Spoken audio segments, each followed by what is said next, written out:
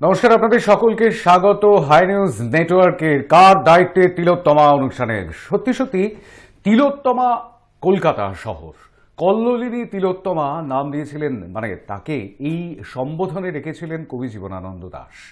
কিন্তু এই তিলোত্তমা কল্লোলিনী হয়ে ওঠে ভোটের সময়, বলা যায় কোলাহল মুখর হয়ে ওঠে ভোটের সময়। আর পুরো ভোট এই কলকাতা শহরের 144টা ওয়ার্ডে, আগে 141 ছিল, তারপর সেটি 144-এ পরিণত হয়েছে। আর সেই 144টি ওয়ার্ডে কারা দায়িত্বে থাকবেন সেই নিয়ে তীব্র চাপান উতর। আজ হয়তো সেই তীব্র চাপান উতরের শেষ হবে, কিংবা শেষ হয়েও হইল না শেষ, এইরকম একটা ন্যারেটিভ রেখেও যেতে পারে। কারণ এই ভোটের পরও তো বেশ কিছু থাকবে বিষয়, যে ভোটের ফলাফল প্রকাশের পর, যদিও সকালেই ফিরহাদ হাকিম বলেছিলেন সবাইকে সংযত থাকতে বলেছি, সবাই সংযত থাকবেন কিনা তা নিয়ে একটা বিরাট প্রশ্নচিহ্ন রয়েছে। কারণ আমরা দেখেছিলাম ভোটের আগে তৃণমূল কংগ্রেসের সর্বভারতীয় সাধারণ সম্পাদক অভিষেক বন্দ্যোপাধ্যায় তিনি বলেছিলেন যে কোথাও যেন কোনো রকম গোলমাল না হয়। তবুও গোলমাল আমরা দেখেছিলাম ভোটের দিন রবিবার, আর মঙ্গলবারও ভোটের ফলাফল প্রকাশের পর ঠিক কি চিত্রটা থাকে কলকাতা শহরের সেদিকেও আমাদের নজর থাকবে অবশ্যই। তবে এই মুহূর্তে যে ছবিটা, সেই ছবিটা হচ্ছে 123টি আসনে এগিয়ে রয়েছে তৃণমূল কংগ্রেস। 144 ওয়ার্ডের মধ্যে 123টিতে এগিয়ে রয়েছে তৃণমূল কংগ্রেস। ভারতীয় জনতা পার্টি এগিয়ে রয়েছে 3টিতে, 2টিতে এগিয়ে রয়েছে জাতীয় কংগ্রেস, 3টিতে এগিয়ে রয়েছে বামেরা এবং 2টিতে এগিয়ে রয়েছেন অন্যান্যরা, অর্থাৎ নির্দল প্রার্থীরা।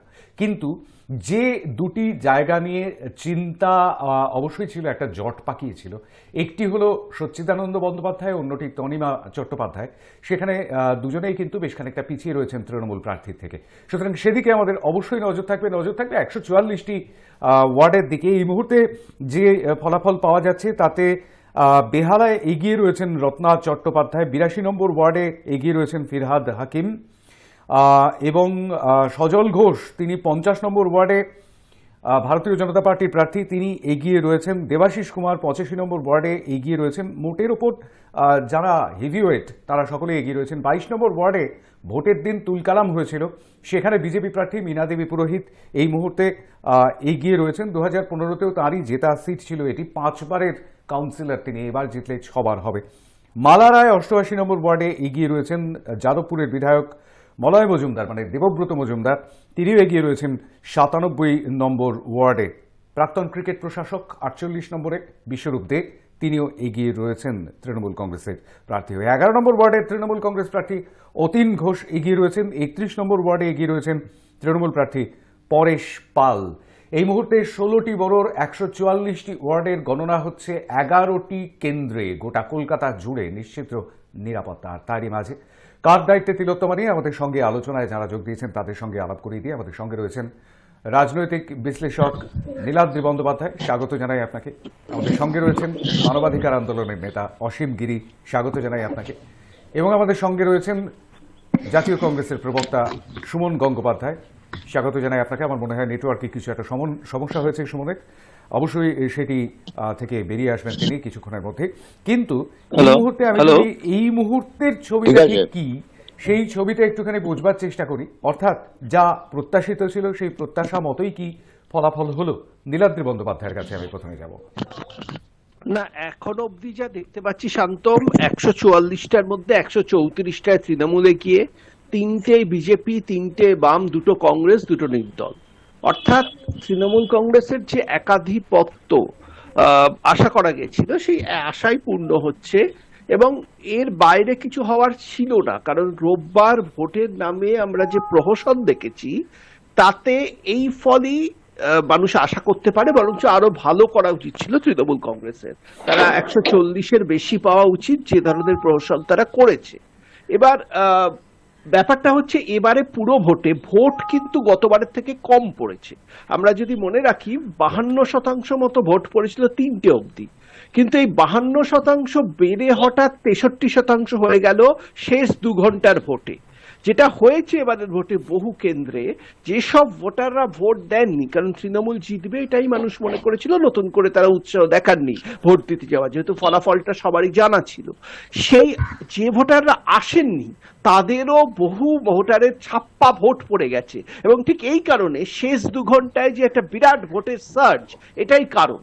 এবং এর ফলে আপনি দেখবেন বহু কেন্দ্রে তারা কিন্তু এক্সিট পোলে দেখা গেছিল তৃণমূল প্রায় 59% ভোট পাচ্ছে, কিছু এক্সিট পোলে দেখা গেছিল, কিন্তু বাস্তবে যখন নির্বাচনের ফল আসছে তৃণমূল কিন্তু প্রায় 70 থেকে 75% ভোট তৃণমূল প্রার্থীরা পাচ্ছেন, সেই ভোট পেয়ে তারা জিতছেন। অর্থাৎ এই যে ব্যবধানটাই হচ্ছে এই ছাপ্পা ভোটের ব্যবধান, যেটা কোনো প্রয়োজন ছিল বলে আমার মনে হয় না। এটা একটা হয়তো অনিশ্চয়তা থেকে তৃণমূলের বিভিন্ন নেতা, স্থানীয় নেতারা করেছেন, কিন্তু তৃণমূল এমনি এই নির্বাচনে জিততো, হয়তো আসন একটু কম পেত, কিন্তু সেখানে দাঁড়িয়ে যে প্রহসন তারা ভোটের নামে করলেন, আমি মনে করি 2018 নির্বাচনে, পঞ্চায়েত নির্বাচনে আমরা এই ধরনের প্রহসনই দেখেছিলাম, আর তার ফল এসেছিল 2019-এর নির্বাচনে যখন কেন্দ্রীয় বাহিনী ভোট পরিচালনা করেছিল।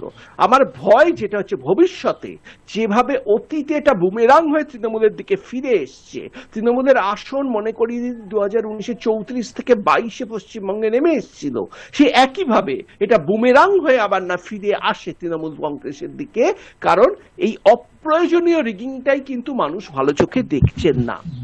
ডক্টর কাকুলি সেন 2 নম্বর ওয়ার্ডে এগিয়ে রয়েছেন, 3 নম্বর ওয়ার্ডে এগিয়ে রয়েছেন শান্তনু সেন, ডক্টর শান্তনু সেন।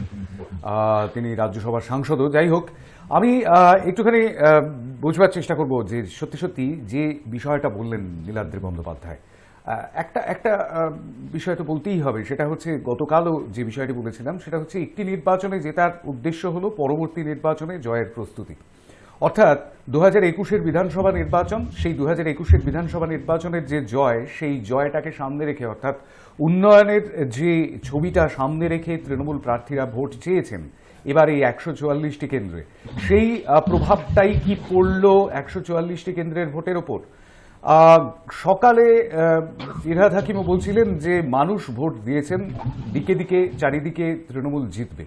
মানুষ ভোট দিয়েছেন, মানুষ তো ভোট দেন, ভোটাররাই তো ভোট দেন, অসীম গিরির কাছে আমি যাব, কিন্তু বিরোধীদের তরফ থেকে বারংবার দাবি করা হয়েছে যে মানুষ ভোট দিতে পারেননি। তাহলে কোনটা সত্যি, মানুষ ভোট দিয়েছেন নাকি মানুষ ভোট দিতে পারেননি? এটা আংশিক সত্য, মানুষ ভোট দেয়া কথাটা আংশিক সত্য, কারণ যে আমার অঞ্চলে কোনোদিন গন্ডগোল দেখা যায়নি, এবছরে আমি দেখেছি। আমি যেখানে যে কেন্দ্রে ভোট দিতে যাই সেই কেন্দ্রে সকালবেলা হাতাহাতি হয়েছে, মারপিট হয়েছে, এবং যে ভোটাররা, নীলাদ্রি ঠিকই বলেছে, যে ভোটাররা ভোট দেননি, আমি বলবো না, নাম বলছি না, মানে শাসক দলের 2-4 জন কর্মী তারা স্বীকারই করেছেন আমার কাছে ব্যক্তিগতভাবে যে তারা যারা আসেনি তাদের ভোট আমরা দিয়ে দিয়েছি, এটা বলেছেন। তার কোথাও কোথাও তো বুঝজাম হয়েছে। আর ভোটের দিন আমরা ছিলাম শান্তম, সবাই টিভিতে, আমরা দেখেছি চিত্রটা কি। বিষয়টা কি জানো তো, বিষয়টা হচ্ছে যে একজন তো জিতবেই, এবং আগের যে তার মানে ধরো একটা বিধানসভা বা লোকসভার একটা ছাপ, এটা কিন্তু শাসক দল যে থাকবে সেই শাসক দলের প্রভাব এটা থাকবে, এটা আমরা বামফ্রন্ট জমানায় দেখেছি অবশ্যম্ভাবী। সুতরাং ব্যাপারটা হচ্ছে যে পশ্চিমবঙ্গের ভোট কালচার যেরকম, ভোট কালচার যেরকম, যে জিতবে বিধানসভায় সেই মোটামুটি সিট পাবে কাউন্সিলর ইলেকশনে, এটা কিন্তু ঘটনা, এটা আমরা দেখতে পেয়েছি। সুতরাং সেই হিসাবে মানুষেরও তৃণমূলকে ভোট দেওয়ার একটা প্রবণতা ছিল, এটা আমরা দেখেছি। কিন্তু এই মারপিট টারপিট গুলো না হলে বা তাহলে বোধহয় ভালো হতো। আমরা আর যাই হোক, ভোটকে গণতান্ত্রিক পদ্ধতি বলে মনে করি। ভোট একমাত্র অস্ত্র আমাদের শাসক নির্বাচন করার। কলকাতা পুরসভা তিলোত্তম হবে কিনা আমি জানি না, কারণ জীবনানন্দ দাশ যে কারণে এটা লিখেছিলেন, আমি সাহিত্যের ছাত্র হয়ে বলছি, সেই কারণটা তো ঘটেনি কোনো কারণে, তিলোত্তমা কলকাতা হয়ে ওঠেনি। সুতরাং তিলোত্তমা এখন বহু দূরে। আমরা হ্যালোজেন ফ্লুওরেসেন্ট আলোর তলায় দাঁড়িয়ে থেকে তিলোত্তমাকে সিগারেটের ধোঁয়ায়, বিড়ির ধোঁয়ায়, গাঁজার ধোঁয়ায়, হুকোবারের ধোঁয়ায় দেখতে পাই। তিলোত্তমা নেই, তিলোত্তমা মরে গেছে, তিলোত্তমা আর ফিরবে না। যে আদিগঙ্গায় মাটির কলসি নিয়ে মাঝিরা যেতেন, সেই আদিগঙ্গা আর ফিরবে না, এটাই দুঃখের।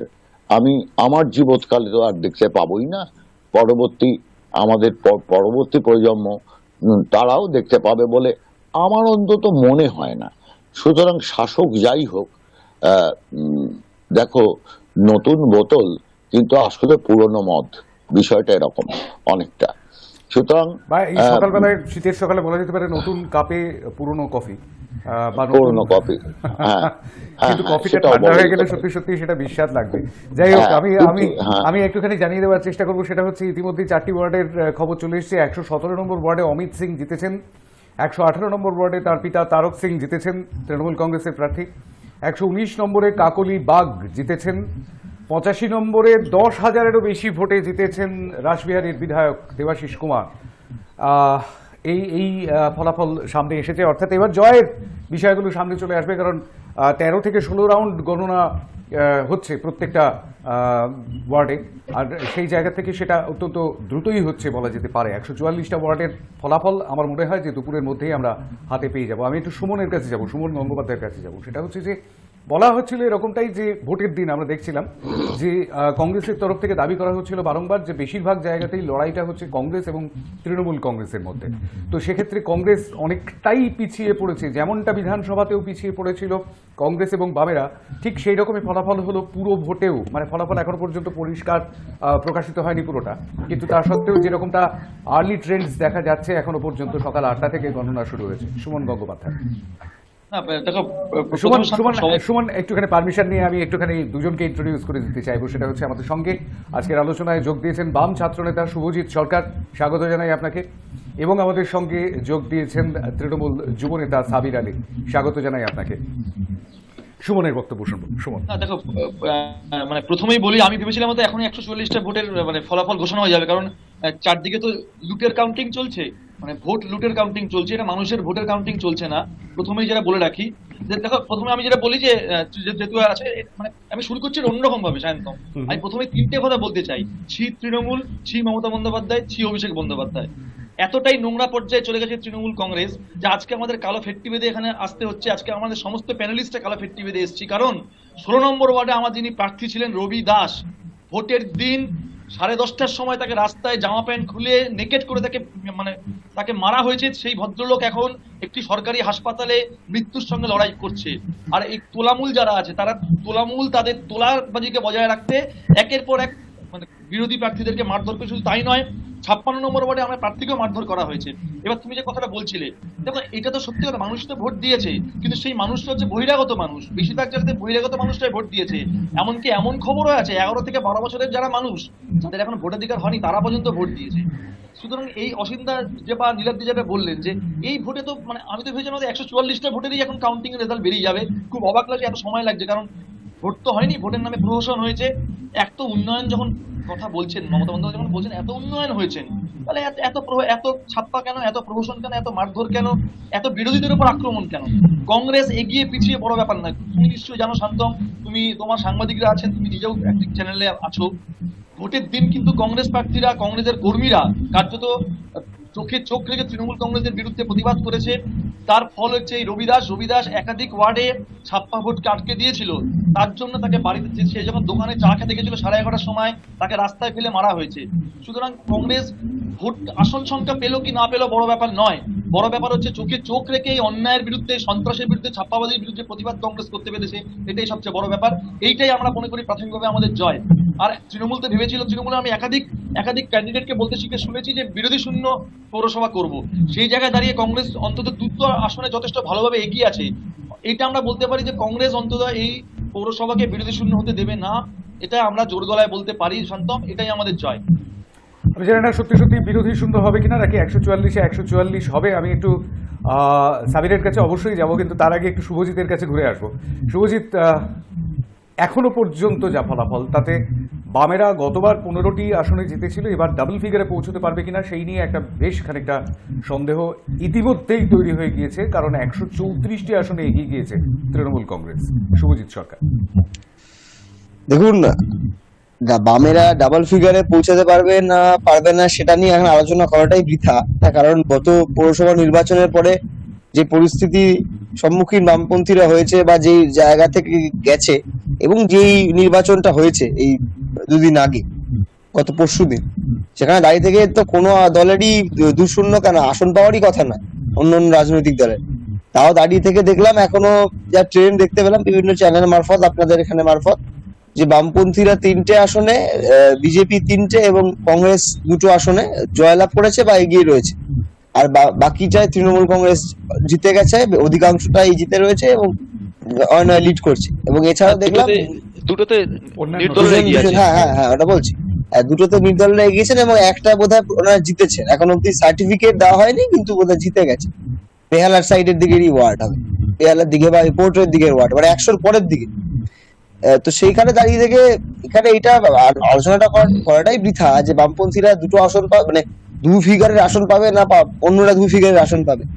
কিন্তু ব্যাপারটা হচ্ছে কি অদ্ভুত ব্যাপার, দেখুন যে যেই তৃণমূল কংগ্রেসের মানে এই নির্বাচনে একেবারে যারা সব থেকে বেশি সিট খালি নয় তাদেরকে বলা হচ্ছিল যে তারা 120-30টা আসন পাবে, সেটা আমরা তো বলিনি, এটা বিভিন্ন জায়গায় পরিসংখ্যান থেকে উঠে আসছিল। এবং একটা স্বাভাবিক রাজ্য সরকারে তারা রয়েছেন, 220টার মতো আসন পেয়েছেন, এতভাবে ম্যান্ডেট ওনাদের সঙ্গে গেছে। কিন্তু ওনাদের নেতারা যা কথা বললো, মানে ওনারা যাদেরকে মানেন, সেই মমতা ব্যানার্জি হোক বা অভিষেক ব্যানার্জি হোক, তাদের কথা ওনারা শুনলেন না, ছাপ্পা মারতে চলে গেলেন। এবার আরেকটা দেখুন, মানে এমন অবস্থা যে ছাপ্পা মারা খালি কথা নয়, ছাপ্পা মারার পর ছাপ্পা যে দিচ্ছে তার কনফিডেন্স নেই বলে বলছে যে ছাপ্পা তো মারতে গেল, কিন্তু যদি ছাপ্পা মারতে গিয়ে সিপিএম কে দিয়ে দেয়, বিজেপি কে দিয়ে দেয় বা কংগ্রেসকে দিয়ে দেয়, ভিডিও করে আনতে হবে। দেখবেন একটা মানে বারবার সোশ্যাল মিডিয়াতে ভিডিও ঘুরছে যে তৃণমূলেরা ছাপ্পা মারছে, আবার সেটা ভিডিও করে নিয়ে চলে এসছে। কারণ বিশ্বাস করতে পারছে না তো, যেই পার্টিটার নিচে তলা থেকে উপর তলা একজনের উপর বিশ্বাস করে না, তাই তাদেরকে ভিডিও করে নিয়ে আসতে হয় ছাপ্পা মারার পর। এমন অনেক ঘটনা ঘটেছে, দেখলাম যে মৃত কাউন্সিলর 94 নম্বর ওয়ার্ডের মৃত কাউন্সিলর শেতাবুদ্দিন, সেই মৃত কাউন্সিলরের নামে ভোট পড়ে গেছে। এবার দেখুন এখানে আরো অনেক তথ্য উঠে আসছে, লোকজন বলার চেষ্টা করছে বিভিন্ন জায়গা থেকে, খালি তৃণমূল বলছে বলবো না, অন্য রাজনৈতিক ব্যক্তিত্ব বা যারা রাজনীতিতে কাজ করে, যে বামপন্থীরা রিগিং করতো, বামপন্থীদের সময় রিগিং হতো, খুব ভালো। আমরাও ছোটবেলা থেকে শুনে যাচ্ছি বামপন্থী রিগিং করতো নাকি, কিন্তু খুব মানে অবাক হওয়ার বিষয়, বামপন্থীরা বোধহয় রিগিংটা ভালো করে শিখতে পারেনি, তৃণমূলের থেকে শেখার উচিত ছিল। কারণ বামপন্থীদের সময় 2000 সালে নির্বাচনে জিতলো হচ্ছে তৃণমূল কর্পোরেশন নির্বাচনে। 1995 সালে বামপন্থীদের সময় কলকাতা কর্পোরেশনে কংগ্রেস পেল 66টা সিট, বামপন্থীরা পেল 71টা সিট। রিং করতে পারলে তো বামপন্থীদের পাওয়ার কথা 100-র উপর সিট, কংগ্রেসকে সিঙ্গেল ডিলিট করে দেওয়ার কথা। রিং করতে পারলে 2000 সালে বোধহয় বামপন্থী উচিত ছিল তৃণমূল কংগ্রেস যেতে, কর্পোরেশন না যেতে। এইগুলো ঘটেছে, কিন্তু এখন সেই অতীতে গিয়ে লাভ নেই। এখন যারা রিগিং এ মাস্টার খালি নয়, এরা পিএইচডি করে ফেলেছে মানে তৃণমূল কংগ্রেস, মানে বলতে গেলে ওদের দলের নেতারাও বোধহয় অবাক হয়ে যাচ্ছে যে এত রিগিং কি করে হলো, এত রিগিং কি কেন হলো। শুভজিৎ, একটা কথা বলি, মমতা বন্দ্যোপাধ্যায় নিজে একবার বলেছিলেন আমি গঙ্গার জল ছুঁয়ে বলতে পারবো না যে তৃণমূল রিগিং করবে না। হ্যাঁ হ্যাঁ, সেটা তো স্বাভাবিক, মানে না আমি তাও ওনাদেরকে সম্মান দিয়ে বলছি যে ওনাদের যে টপ মোস্ট লিডারশিপ আছে, আগে একজন ছিল এখন 2জন হয়েছে, আগামী দিনের উনি প্রজেক্ট ওনাদের, তো সেই 2জনও মানে বোধহয় লজ্জায় পড়ে যাচ্ছে যে আমাদের কথা শুনলো না, আমরা যারা পার্টিটা চালাই তাদের আমাদের কথা শুনলো না। বেশ, আমি একটা বিষয় একটুখানি বলে রাখবো, সেটা হচ্ছে বসুন্ধরা গোস্বামী, যিনি প্রয়াত ক্ষিতি গোস্বামীর কন্যা, তিনি তৃণমূল কংগ্রেসের টিকিটে দাঁড়িয়েছিলেন 96 নম্বর ওয়ার্ড থেকে। তিনি জিতে গিয়েছেন, ইতিমধ্যে খবর এসেছে তিনি জিতে গিয়েছেন। এটার ব্যাখ্যা শুভজিৎ কিভাবে করবেন সেটা আমি জানি না, আমি শুভজিৎ আসবো, অবশ্যই আসবো। আমি তার আগে একটু সাবিরের কাছে যাবো। সেটা হচ্ছে দিকে দিকে, মানে সকালবেলায় ফিরহাদ হাকিম বলেছিলেন যে চারিদিকে তৃণমূল জিতবে, আর সেই ছবিটাই আমরা দেখতে পাচ্ছি। 134টা আসনে ইতিমধ্যে এগিয়ে রয়েছেন আপনারা, এবং জয় নিশ্চিত। 144-এ 144 হয়তো হবে না, কিন্তু তা সত্ত্বেও পুরো বোর্ড এবারও গঠন করবেন আপনারাই, সেটা ইতিমধ্যেই পরিষ্কার হয়ে গিয়েছে বেলা বাড়ার সঙ্গে সঙ্গে।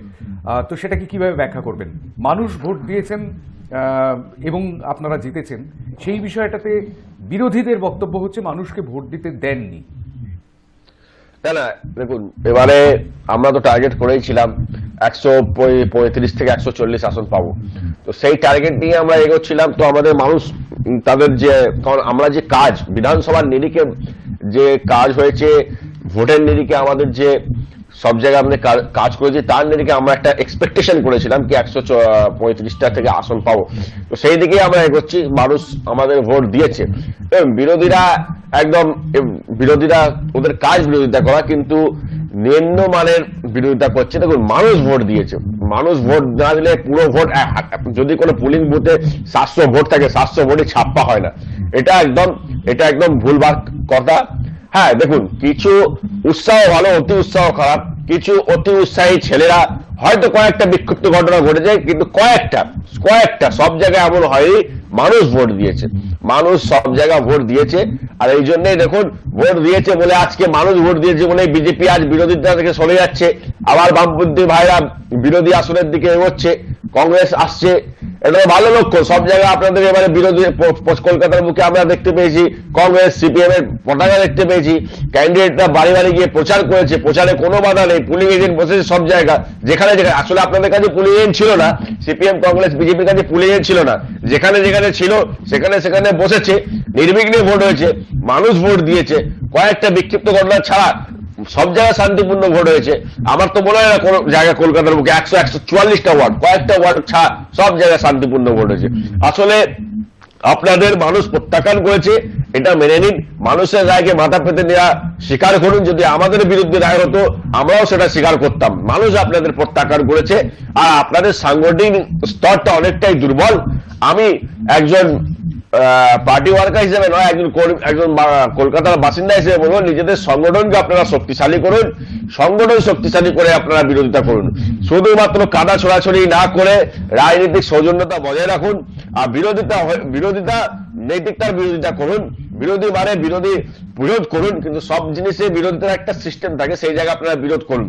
আমাদের নেত্র বিরোধী আসনে ছিল, সে সময় আমরা বিরোধী করেছি। আর রিগিং, সিপিএম যে রিগিং করে বা পশ্চিমবঙ্গকে কালিমা মুক্ত করেছে, সেই কালিমা মুক্ত থেকে এখনো আমরা উঠে আসতে পারিনি। আপনারা বলছেন আমরা রিগিং করিনি, আপনারাই তো রিগিং এর মাস্টার প্ল্যান, আপনারাই তো রিগিং এর বাদশা ছিলেন।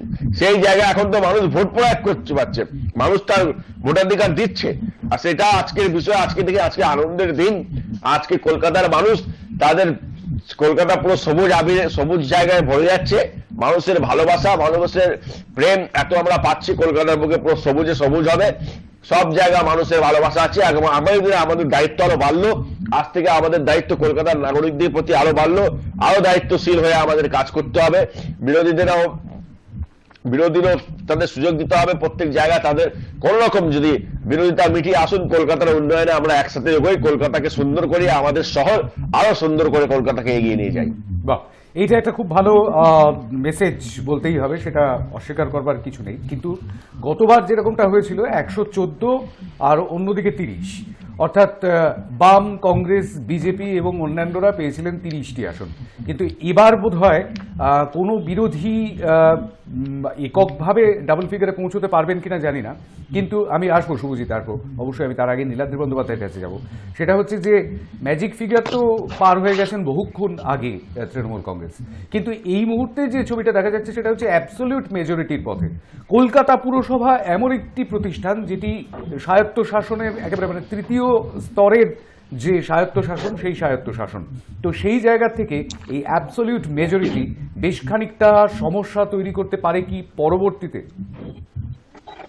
নিশ্চয়ই। আমরা বামফ্রন্ট আমলেও শান্তম দেখেছি, কংগ্রেস এবং বামফ্রন্ট কলকাতায় কিন্তু হাড্ডাহাড্ডি লড়াই হতো, যেটা আমরা 1996 সালে 95 সালে দেখেছি। 2000 সালে তো তৃণমূল কংগ্রেসের যে বোর্ড তারা গঠন করেছিল বামফ্রন্ট আমলে, এবং তখন কিন্তু বামফ্রন্টের একাধিপত্য তার ঠিক 1 বছর বাদে 2001-এ বিরাট ব্যবধানে বামফ্রন্ট জিততে চলেছে।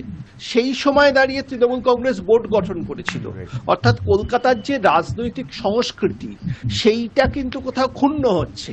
যেভাবে ভোটের নামে আমরা মিডিয়াতে দেখেছি, সাবিত্রা যাই বলুন না কেন, ওনাকে স্বাভাবিক নিয়মেই বিচ্ছিন্ন ঘটনা বলতে হবে। আসলে কলকাতাটাই একটা বিচ্ছিন্ন ঘটনা হয়ে গেছে ভারতের ইতিহাসে, মানে ভারতের রাজনীতিতে। কারণ এখানে দাঁড়িয়ে যেসব ঘটনা আমরা দেখছি, যেভাবে দেখলাম কংগ্রেসের একজন প্রার্থীকে উলঙ্গ করে পেটানো হলো, যেভাবে দেখলাম বিজেপির দক্ষিণ কলকাতায় রাজর্ষি বলে একজন প্রার্থীকে, তাকে রাজর্ষি লাহিড়িকে মারা হলো এবং তাকে হসপিটালাইজ করা হলো, এবং সেই ভিডিও আমরা দেখলাম। এই দৃশ্য কিন্তু কলকাতায় যায়, বাইরে অনেক কিছু হয়েছে, কিন্তু কলকাতার বুকে এই ধরনের দৃশ্য, এই ধরনের দুষ্কৃতির রাজ, এটা কিন্তু আমরা আগে দেখিনি। এটা তৃণমূল কংগ্রেসের সরকার বোর্ড বসছে না দুষ্কৃতীদের বোর্ড বসছে, এটা আমার বোঝার কোনো জায়গা নেই। এবং আমার কোথাও মনে হয় তৃণমূল যদি 144টা আসন বোর্ডেও আজ জিতবে না, কারণ কিছু আসন অলরেডি কংগ্রেস পেয়েছে, কিন্তু সেখানে দাঁড়িয়েও এই বোর্ড তাদের কলকাতা চালানোর নৈতিক অধিকার হারিয়েছে। এটা তৃণমূল কংগ্রেসের রাজনীতিতে জয়, কিন্তু বিরাট নৈতিক পরাজয়। এত বড় নৈতিক পরাজয় মমতা বন্দ্যোপাধ্যায় তার রাজনৈতিক জীবনে কখনো এর ফেস করেননি, এবং এই নৈতিক পরাজয়ের মুখোমুখি মমতাকে আজ হতে হচ্ছে তৃণমূল কংগ্রেসের আশ্রিত দুষ্কৃতী এবং দুষ্কৃতী প্রার্থীদের, মানে দুষ্কৃতীদের সাথে যুক্ত প্রার্থীদের, তারা বিভিন্ন রকম দুর্নীতির সাথে যুক্ত, অর্থাৎ দুষ্কৃতী রাজ এবং দুর্নীতি রাজের মেলবন্ধনে এই নৈতিক পরাজয় মমতা বন্দ্যোপাধ্যায়কে আজ দেখতে হলো, যার কোনো প্রয়োজন ছিল না। তৃণমূল এমনিতেই জিতত এই নির্বাচনে, জনসমর্থন তৃণমূলের দিকে কোনো সন্দেহ নেই, কিন্তু দুষ্কৃতি এবং দুর্নীতির এই যে মেলবন্ধন কলকাতার বুকে আজ দেখলাম, এটা কলকাতার রাজনীতির ইতিহাসে অভূতপূর্ব। কলকাতার রাজনৈতিক সংস্কৃতিটাকে ধ্বংস করে দিয়ে এই ধরনের দুষ্কৃতি রাজ প্রতিষ্ঠিত হলো, এবং এটা কিন্তু বুমেরাং হয়ে, আজকে আমি বলে রাখছি শান্তম, বুমেরাং হয়ে তৃণমূলের দিকে ফিরে আসবে, ঠিক যেভাবে 2018 সালে এই একই ধরনের একাধিপত্য গ্রামাঞ্চলে দেখাতে গিয়ে 2019-এ তারা 34 থেকে 22 হয়ে গেছিল। এই অতীতটাকে তারা ভুলে যাচ্ছে। মানুষ এই দুষ্কৃতি আর দুর্নীতির মেলবন্ধন কখনো ভালো চোখে দেখেন না। আমি জানি না ঠিক কি রেজাল্ট পরে সামনে আসবে আমাদের, তবে এখনো পর্যন্ত যেরকমটা দেখা যাচ্ছে 134টিতে এগিয়েছিলেন তৃণমূল প্রার্থীরা। এই মুহূর্তে আরও একটি ফলাফল সামনে চলে এসেছে। 39 নম্বর ওয়ার্ডে মোহাম্মদ জসিমউদ্দিন তৃণমূল কংগ্রেস প্রার্থী, তিনি জয়ী হয়েছেন, ইতিমধ্যে ঘোষণা হয়ে গিয়েছে। 133টিতে এগিয়ে রয়েছেন তৃণমূল কংগ্রেস প্রার্থীরা, 3টিতে এগিয়ে রয়েছেন বিজেপি প্রার্থীরা, 2টিতে এগিয়ে রয়েছেন কংগ্রেস প্রার্থীরা, 4টিতে এগিয়ে রয়েছেন বাম প্রার্থীরা, এবং অন্যান্যরা বা নির্দল প্রার্থীরা এগিয়ে রয়েছেন 2টিতে। আমাদের কার দায়িত্বে তিলোত্তমা, আপনাদের সঙ্গে রয়েছে আমি শান্তম। আর এই মুহূর্তের ফলাফল নিয়ে আমার সঙ্গে রয়েছে সৌমি নিউজ রুম থেকে। সৌমি, ঠিক কি অবস্থা এই মুহূর্তে? এখনো পর্যন্ত 133টিতে এগিয়ে রয়েছেন তৃণমূল কংগ্রেস প্রার্থীরা, বাকিদের ঠিক কি অবস্থা? দেখো শান্তনদা, কলকাতা দখলের লড়াই ইতিমধ্যে শুরু হয়ে গিয়েছে। বিভিন্ন জায়গায় প্রার্থীর ঘোষণা, জয়ী ঘোষণা হয়ে গিয়েছে, তৃণমূল এগিয়ে রয়েছে। এবং এর পাশাপাশি যেটা তোমাকে জানিয়ে রাখবো, এই মুহূর্তে কত পার্সেন্ট করে ভোট পড়েছে, একটি ওয়ার্ডে এগিয়ে রয়েছে নির্দল প্রার্থী এবং বামেরা 4টে ওয়ার্ডে এগিয়ে রয়েছে এখনো পর্যন্ত যেটা জানা যাচ্ছে। এবং এর পাশাপাশি কংগ্রেসও 2টো ওয়ার্ডে এগিয়ে রয়েছে। এর পাশাপাশি তৃণমূলে প্রাপ্ত ভোট এখনো পর্যন্ত যেটা জানা যাচ্ছে 74.2%, এবং বিজেপির 8%, বামেদের 9.1%। এর পাশাপাশি 22 নম্বর ওয়ার্ডে মীনা দেবী পুরোহিত জয়ী প্রার্থী হিসেবে ঘোষণা হয়ে গিয়েছেন বিজেপিতে। পরপর এই নিয়ে তিনি 4 বার জিতেছেন। এরপর আসছি 88 নম্বর ওয়ার্ডে, সেখানে মালা রায় জয়ী প্রার্থী তৃণমূলের, তিনি 7,357 ভোট পেয়েছেন। এই নিয়ে পরপর তিনি 6 বার জিতেছেন সেইখানে। এরপর 92 ওয়ার্ডে মধু চন্দ্রা দেব সিপিআইএম এর প্রার্থী, তিনি জয়ী হয়েছেন, ঘোষণা হয়ে গিয়েছে। 122 নম্বর ওয়ার্ডে 122 নম্বর ওয়ার্ডে সোমা চক্রবর্তী জয়ী প্রার্থী হিসেবে ঘোষণা হয়ে গিয়েছে, তৃণমূলের প্রার্থী তিনি। এবং এর পরে আসছি 118 নম্বর ওয়ার্ডে, সেখানে জয়ী প্রার্থী হয়েছেন তৃণমূলেরই তারক সিং। এরপর 131 নম্বর ওয়ার্ডে জানিয়ে রাখবো রত্না চট্টোপাধ্যায় জয়ী হয়েছেন, তিনি তৃণমূলের প্রার্থী। এর পাশাপাশি 123 নম্বর ওয়ার্ডে শামস ইকবাল তৃণমূল প্রার্থী, তিনি জয়ী হিসেবে ঘোষণা হয়ে গিয়েছে। 85 নম্বর ওয়ার্ডে দেবাশিস কুমার, তিনি তৃণমূলের প্রার্থী, তিনিও জয়ী হয়েছেন, 9,836 ভোট পেয়েছেন তিনি। এরপর তৃণমূলেরই প্রার্থী রয়েছেন, জয়ী হয়েছেন শেখ মুস্তাক আহমেদ 139 নম্বর ওয়ার্ড। 140 নম্বর ওয়ার্ডেও তৃণমূল প্রার্থী জয়ী হয়েছেন। এখনো পর্যন্ত এই আপডেটগুলো সামনে এসেছে। অবশ্যই আমরা পরপর আপডেট নিতে থাকবো। এই মুহূর্তে জানিয়ে রাখবো 109 নম্বর ওয়ার্ডে জয়ী হয়েছেন অনন্যা জিতেছেন। ওকে, অনেক ধন্যবাদ সৌমি। আমরা আবারও তোমার কাছ থেকে আপডেট নিতে থাকবো আমাদের আজকের এই কার দায়িত্বে তিলোত্তমা এই অনুষ্ঠানে। অবশ্যই আমি একটুখানি আলোচনায় আসবো। সুমনের কাছে একটুখানি যাবো, সুমন গঙ্গোপাধ্যায়ের কাছে যাবো। সেটা হচ্ছে যে আমরা দেখেছি যে বারবার এরকমটাই অভিযোগ উঠছিল, সেটা হচ্ছে যে 13টি ওয়ার্ডের প্রার্থীরা আক্রান্ত হয়েছেন, তাদের মধ্যে 9 জন বামেদের। এই ছোট লালবাড়ি দখলের যে লড়াই, সেই লড়াইতে একটা বিষয়ে সাবির আলী একটু আগে খুব উল্লেখযোগ্যভাবে বললেন, সেটা হচ্ছে যে ভোট পার্সেন্টেজে, সেটা সৌমিও সেই বিষয়টার উল্লেখ করলেন, ভোট পার্সেন্টেজে কিন্তু ভারতীয় জনতা পার্টিকে ছাপিয়ে বামেরা এগিয়ে এলেন এবারের পুরো ভোটে। এটা কি একটা পজিটিভ সাইন? আমার অবশ্যই যাওয়া উচিত ছিল শুভজিতের কাছে, কিন্তু তার আগে আমি চলে যাব সুমনের কাছে, তার কারণ কংগ্রেস কিন্তু সেই ফোর্থ বয় হয়েই রইল। প্রথমেই বলি শান্ত, ফোর্থ ফিফথের ব্যাপার নয়, ব্যাপার হচ্ছে অবশ্যই এটা একটা বড় ব্যাপার যে অন্তত যেহেতু আমাদের সার্বিক শত্রু হচ্ছে ভারতীয় জনতা পার্টি, সেই জায়গা দাঁড়িয়ে যদি বামেরাও উঠে আসে, অবশ্যই সেটা আমি এই একটা ক্ষেত্রে সাবির ভাইয়ের সঙ্গে আমি একমত, সহমত, যে অন্তত বামেদেরকে দেখা গেল। কারণ আমি তোমাদের চ্যানেলে একদিন আমি বিধানসভার পর বলেছিলাম, বিজেপি হয়তো বিরোধী হতে পারে, কিন্তু বিজেপি গণ আন্দোলনের সঙ্গে জড়িত নয়। বিজেপির কোনো নেতা গণ আন্দোলন করতে কি সেটা জানেই না, মানুষের আন্দোলন কি সেটা জানেই না। বিজেপি শুধু জানে ধর্ম নিয়ে আন্দোলন, বিজেপি শুধু জানে বহিরাগত নিয়ে লড়াই করা। এটা একটা ভালো লক্ষণ, যাক এই এত সন্ত্রাসের মধ্যেও, এত মানে মানুষকে রক্তাক্ত পৌরভোটের মধ্যেও যে একটা অন্তত তৃণমূলকে পাশাপাশি যে বিজেপিকে সরিয়ে দেওয়া গেছে, এটা একটা বড় ব্যাপার। তৃণমূল জিতবে, জিতে যেটা এটা বড় ব্যাপার নয়, তৃণমূল জিতবেই, কারণ তারা ক্ষমতায় ছিল। এছাড়া সন্ত্রাস তো আছেই, সন্ত্রাস এবং মানে লুটের ভোট তো আছেই, সেটা ছেড়ে দাও। কিন্তু বিজেপিকে যে সরানো গেছে, এটা একটা অবশ্যই একটা বড় একটা সিগনিফিকেন্ট, একটা আমি বলবো একটা একটু বড় বিষয়। এই লড়াইটা যদি ধরে রেখা যায়, আমি বিশ্বাস করি, এবং মমতা বন্দ্যোপাধ্যায় যদি বিশ্বাসঘাতকতা না করেন, যদি বিজেপির সঙ্গে গোপন আতাত না করেন, তাহলে আগামী দিনে গোটা ভারতবর্ষ থেকে কিন্তু বিজেপিকে ঠিক এইভাবেই সরিয়ে দেওয়া যাবে। শান্তম, এটা আমি স্পষ্ট গলায় আজকে বলে দিতে পারি। এবার যাবো শুভজিৎ সরকারের কাছে। শুভজিৎ, সেটা হচ্ছে যে সেকেন্ড পজিশনে আপনারা রয়েছেন, কিন্তু ব্যবধানটা বিশাল, 74% আর 9%। দেখুন, এখানে খুব ভালো করে মানে বুঝে নিতে হবে কিছু বিষয়, যে সেটা হচ্ছে যে 74% ভোট একটা দল পেয়েছে। মানে ত্রিপুরার ক্ষেত্রে আপনারা দেখেছেন এরকম ঘটনা ঘটতে, বিজেপি প্রায় 59% পেয়েছিল। ওটাই বলছি, মানে সেখানে দাঁড়িয়ে থেকে একটা দল 74% ভোট পাচ্ছে, এটা কিসের ইঙ্গিত সেটা বোধহয় খুবই সহজে মানে বলা যেতে পারে।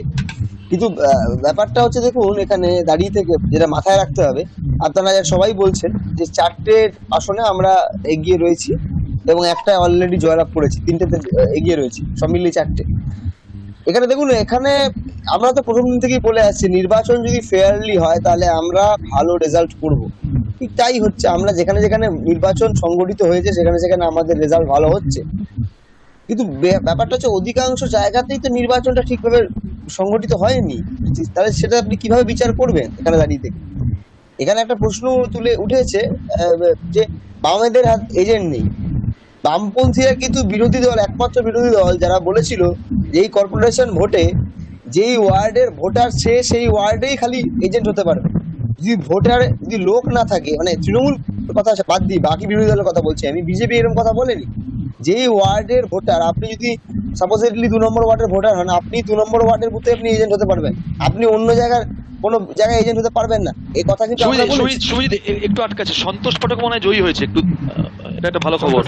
ভালো 1770 ভোটে জেতার কথা ছিল। আমরা প্রার্থী না এত মানে ওখানে তো তৃণমূল সন্ত্রাসের শেষ করেনি, শেষ রাখেনি তৃণমূল। হ্যাঁ, সেটা কিন্তু সেখানে আমরা নামিয়ে দিয়েছিল না, আমরা ওখানে প্রার্থী দিইনি, ওখানে উনি যেতেন এই সমর্থন করেছিলাম, সেটা অন্য বিষয়। কিন্তু দেখুন, এইটা কোন দল কখন বলতে পারে, যখন তার নির্দিষ্ট তার বুথে লোক আছে, এলাকায় লোক আছে। কিন্তু বুথে লোক নেই, এলাকায় লোক নেই, এটা বলে আসলে মিসগাইড করা হচ্ছে।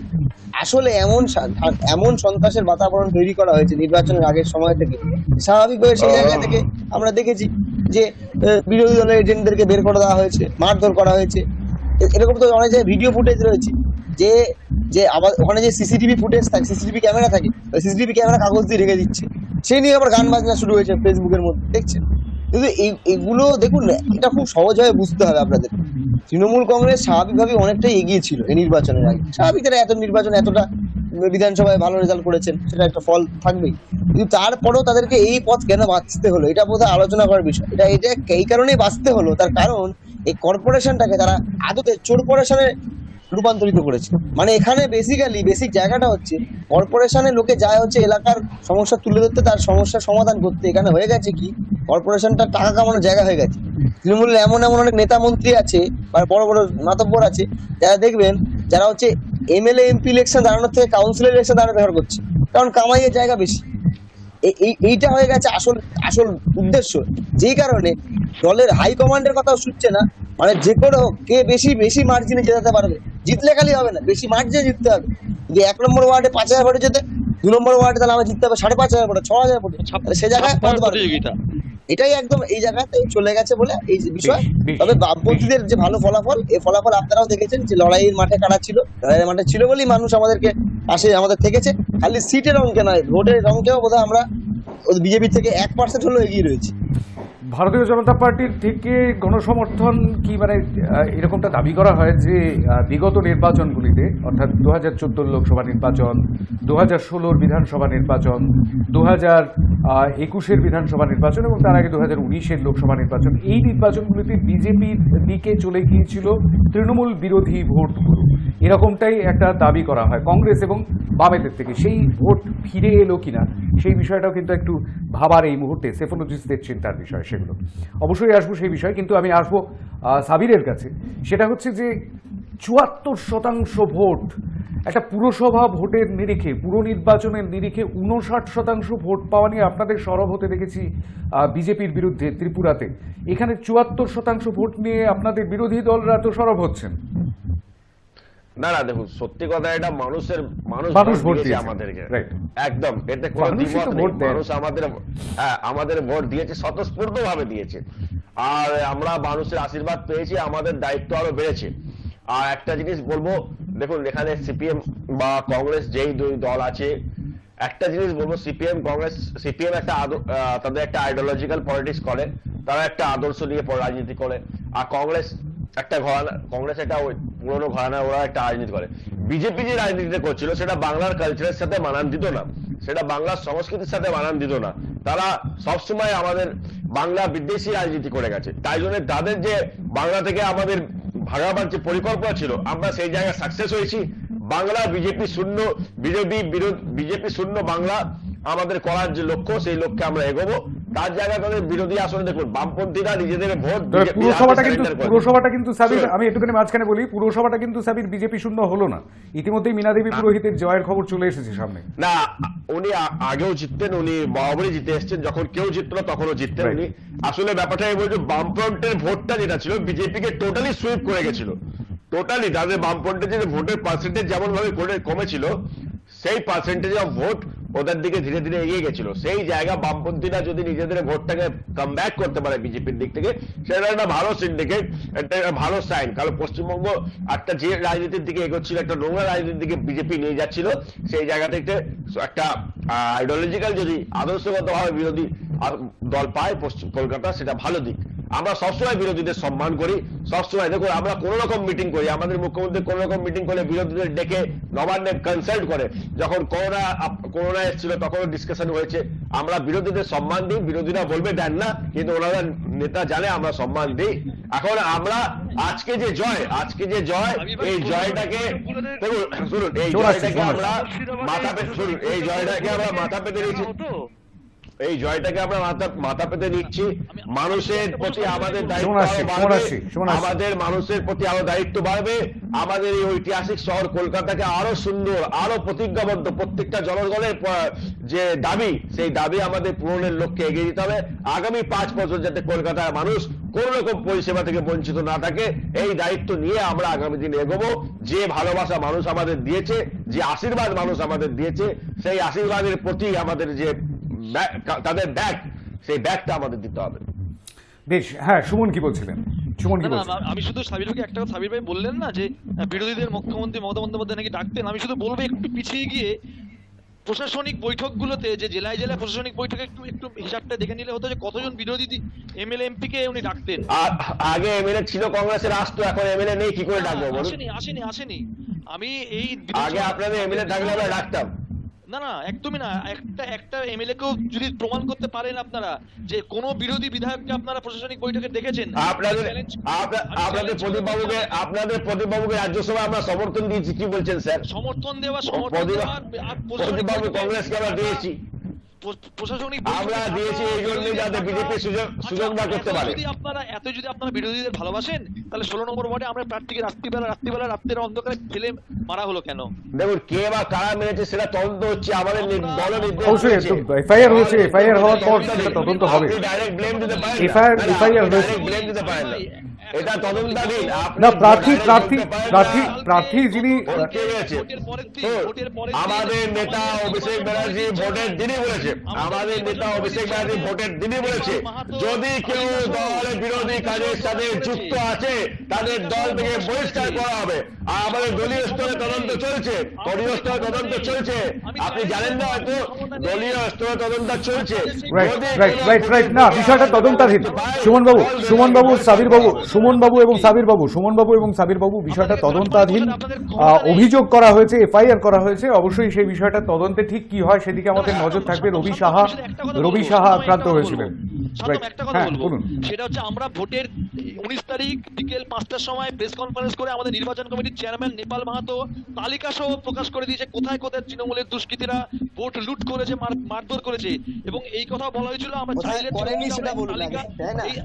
বলছি সেই তালিকা আপনারা বললেই আমরা বিশ্বাস করবো তার তো মানে নেই, আমরা আমাদের মতো তদন্ত করবো, আপনাদের বিরোধিতা করবেন। অবশ্যই দলীয় স্তরে তদন্ত হবে, দলীয় স্তরে তদন্তের পাশাপাশি প্রশাসনিক তদন্ত হবে, প্রশাসনিক তদন্ত চলছে। আমি আসছি, বেশ আমি অসীমগিরির কাছে আসবো। অসীম দা, ওই যে তদন্ত চলছে কথাটাতে আমার একটা নাটকের কথা মনে পড়লো। শান্তম, তুমি জানো স্যার তদন্ত চলছে বলে একটা নাটক হতো আগে, সম্ভবত ক্যালকাটা থিয়েটার করতো নাটকটা। তার তদন্ত চলছে, তদন্ত সবসময় চলে এবং সেই তদন্তের কোনো শেষ পর্যন্ত কুলকিনারা পাওয়া যায় না। তদন্তটা কি হবে বলুন? তদন্ত করে কি কিছু হয়? সিবিআই তদন্ত করে কিছু হয়েছে? হয় কি সিআইডি? আমি ছোটবেলা থেকে দেখছি, আমি মানে কোনো দলের প্রতি আমার কোনো বিন্দুমাত্র আকর্ষণ নেই, আমি সেই হিসাবে বলছি না কথাটা। আমি বলছি যে তদন্ত করে কিছু হয় না, এগুলো পার্টিগুলোকেই মারে, এটা একেবারে ডেফিনিট। মানে বিরোধী পার্টিকে মারে, আবার অনেক সময় নিজেদের গোষ্ঠী দ্বন্দ্বে মারে, এগুলো হয়। কিন্তু কার্যত এইগুলোর কোনো তদন্ত সেভাবে হয় না। এই তদন্তের রেজাল্ট আপনি দেখবেন, তদন্ত কি দাঁড়ায়। আমি কথা দিয়ে যাচ্ছি আজকে হাই নিউজে বসে, এই তদন্তের রেজাল্ট কি বেরোয়, তদন্ত আদৌ সেই তদন্তের রেজাল্ট বেরোবে কিনা। আমি তৃণমূলের ক্ষেত্রেও দেখেছি, যখন বাম আমলে তৃণমূল দাঁড়িয়েছিল তখন প্রচুর তদন্তের কথা উঠেছিল, কিন্তু একটি তদন্ত বামফ্রন্ট করেনি, এটাও আমি দেখেছি। সুতরাং তৃণমূল আমলেও কতদূর তদন্ত হবে সেটাও আমার মানে বিশ্বাসে নেই। দ্বিতীয়ত আরেকটা কথা আমি বলতে চাই, সেটা হচ্ছে লড়াই না করলে, লড়াই মানে ভোটের লড়াই না, কিন্তু মাঠে নেমে লড়াই না করলে, পশ্চিমবঙ্গের ইতিহাস দেখুন, বিধানচন্দ্র রায়ের পর থেকে কংগ্রেসকে, সিদ্ধার্থ রায়কে জোর করে ক্ষমতায় আসতে হয়েছে, রক্তাক্ত করে বামপন্থীদের রক্তাক্ত করে আসতে হয়েছে। 1100 সিপিএম কর্মী খুন এবং 7,000-এর মতো খুন করা হয়েছিল, ক্ষমতায় আসতে হয়েছে। লড়াই হয়েছে জয়প্রকাশ নারায়ণের নেতৃত্বে, তারপর কিন্তু ক্ষমতায় এসেছিল জনতা পার্টি এবং বামফ্রন্ট এখানে জিতেছিল। এবং তারপর সিঙ্গুর নন্দীগ্রাম আন্দোলনে দেখুন মমতা বন্দ্যোপাধ্যায় লড়াই করেছেন, যথেষ্ট লড়াই করেছেন, এবং লড়াই করে তিনি ক্ষমতায় এসেছেন। পশ্চিমবঙ্গ চিরকালই লড়াইয়ের জায়গা, এবং এই লড়াইয়ের মধ্যে দিয়েই কিন্তু ক্ষমতায় আসা যায়। অর্থাৎ কংগ্রেস, সিপিএম ইত্যাদি এবং বিজেপিরাও যদি লড়াই করেন মানুষের প্রকৃত অধিকার নিয়ে, তবেই কিন্তু জেতা যাবে। সেটা কলকাতা বলে না, কলকাতার পরে হাওড়া হবে, হাওড়ার পরে চুঁচুড়ায় হবে, হুগলি হবে, ইত্যাদিতে নানান জায়গায় নির্বাচন হবে। এর একটা প্রতিক্রিয়া তো পড়বে, বীরভূমে হবে, পঞ্চায়েত ইলেকশন হবে, এগুলো হবে। এবং দেখতে থাকুন কটা লড়াই যদি করতে পারেন। আমার বার্তা এটাই বামপন্থীদের কাছে, কংগ্রেসের কাছে এবং তৃণমূলের কাছে, যদি আপনাদের কমন শত্রু যদি বিজেপি হয়, তাহলে কেন পরস্পরের মধ্যে ফাইট? এইটা হচ্ছে জায়গা। এটা আমি বারবার বলার চেষ্টা করেছি, বহু জায়গায় বলার চেষ্টা করেছি। 356টা সংগঠন মিলে, যেখানে কৃষক সংগঠন মিলে সত্যাগ্রহ করে যেখানে বিজেপিকে রুখে দিতে পেরেছে, সেখানে কেন এই লড়াই? তাহলে কি ধরে নিতে হবে যে আমাদের মূল শত্রু একমাত্র মানে এখানে কংগ্রেসের বিরুদ্ধে তৃণমূল, তৃণমূলের বিরুদ্ধে সিপিএম ইত্যাদি? তা নয়। কমন শত্রু একটা থাকে, প্রধান শত্রু একটা থাকে, এবং তারপর একটা সেকেন্ডারি শত্রু থাকে। আমি ধরে নিচ্ছি তৃণমূল এখানে সেকেন্ডারি শত্রু। তাহলে বামপন্থী এবং কংগ্রেসের জোট, এটাকে প্রচন্ডভাবে স্ট্রং করতে হবে, এটা আমার মনে হয়। এবং তৃণমূল কংগ্রেস যদি সত্যি বিজেপির বিরুদ্ধে লড়াই করে থাকে, তাহলে অন্যান্য কংগ্রেস দল সহ বামপন্থী দল সহ সবার সাথে এক হতে হবে, এক হয়ে লড়াই নামতে হবে। তা যদি না হয়, তাহলে কিন্তু ওই 24-এর সিংহাসনে বসবো এইটা যে প্রচার করে যাচ্ছে, এই প্রচার ব্যর্থ হবে এবং এটা ঠিকও হবে না। কারণ ইতিমধ্যে ইউপির ইলেকশন, আমি ইউপি যাবো কয়েকদিনের মধ্যেই, ইউপির ইলেকশন হবে, লখনৌয়ে যাব আমি, ইউপিতে ইলেকশন হবে, তারপর পাঞ্জাবে ইলেকশন হবে। আপনি দেখতে পাবেন কলকাতা তো একটা ছোট্ট শহর, এই শহরে মারপিট দাঙ্গা ছিল না, প্রায় ছিল না। কিন্তু আমরা দেখেছি যে সেই মারপিট দাঙ্গা লাস্ট ইলেকশনে যখন বামফ্রন্ট চলে গেল, সেই ইলেকশনে মারপিট হয়েছে। এবং তারপর এই পৌর ভোটে দেখতে পাচ্ছি মারাত্মকভাবে বিরোধীদের মারা হয়েছে। বিরোধীদের বলতে দাও, বিরোধী না থাকলে কখনো কোনো কাজ সুষ্ঠুভাবে থাকতে পারে না। আমি কনগ্রাচুলেশন জানাচ্ছি যে সিপিআইএম বা বামফ্রন্ট, সিপিআইএম বলবো না, শুধু বামফ্রন্ট দু একটা আসনে হলেও জিতছে, কংগ্রেস দু একটা আসনে হলেও জিতছে। এবং এটা কিন্তু গণতন্ত্র পুনরুদ্ধারের আন্দোলন। ভোট একটা আন্দোলন, ভোট কখনো প্রধান নয়, ভোট একটা আন্দোলন। ভোট দিয়ে সমাজ ব্যবস্থা পরিবর্তন করা যায় না, আন্দোলনই পারে একমাত্র সমাজ ব্যবস্থাকে পরিবর্তন করতে।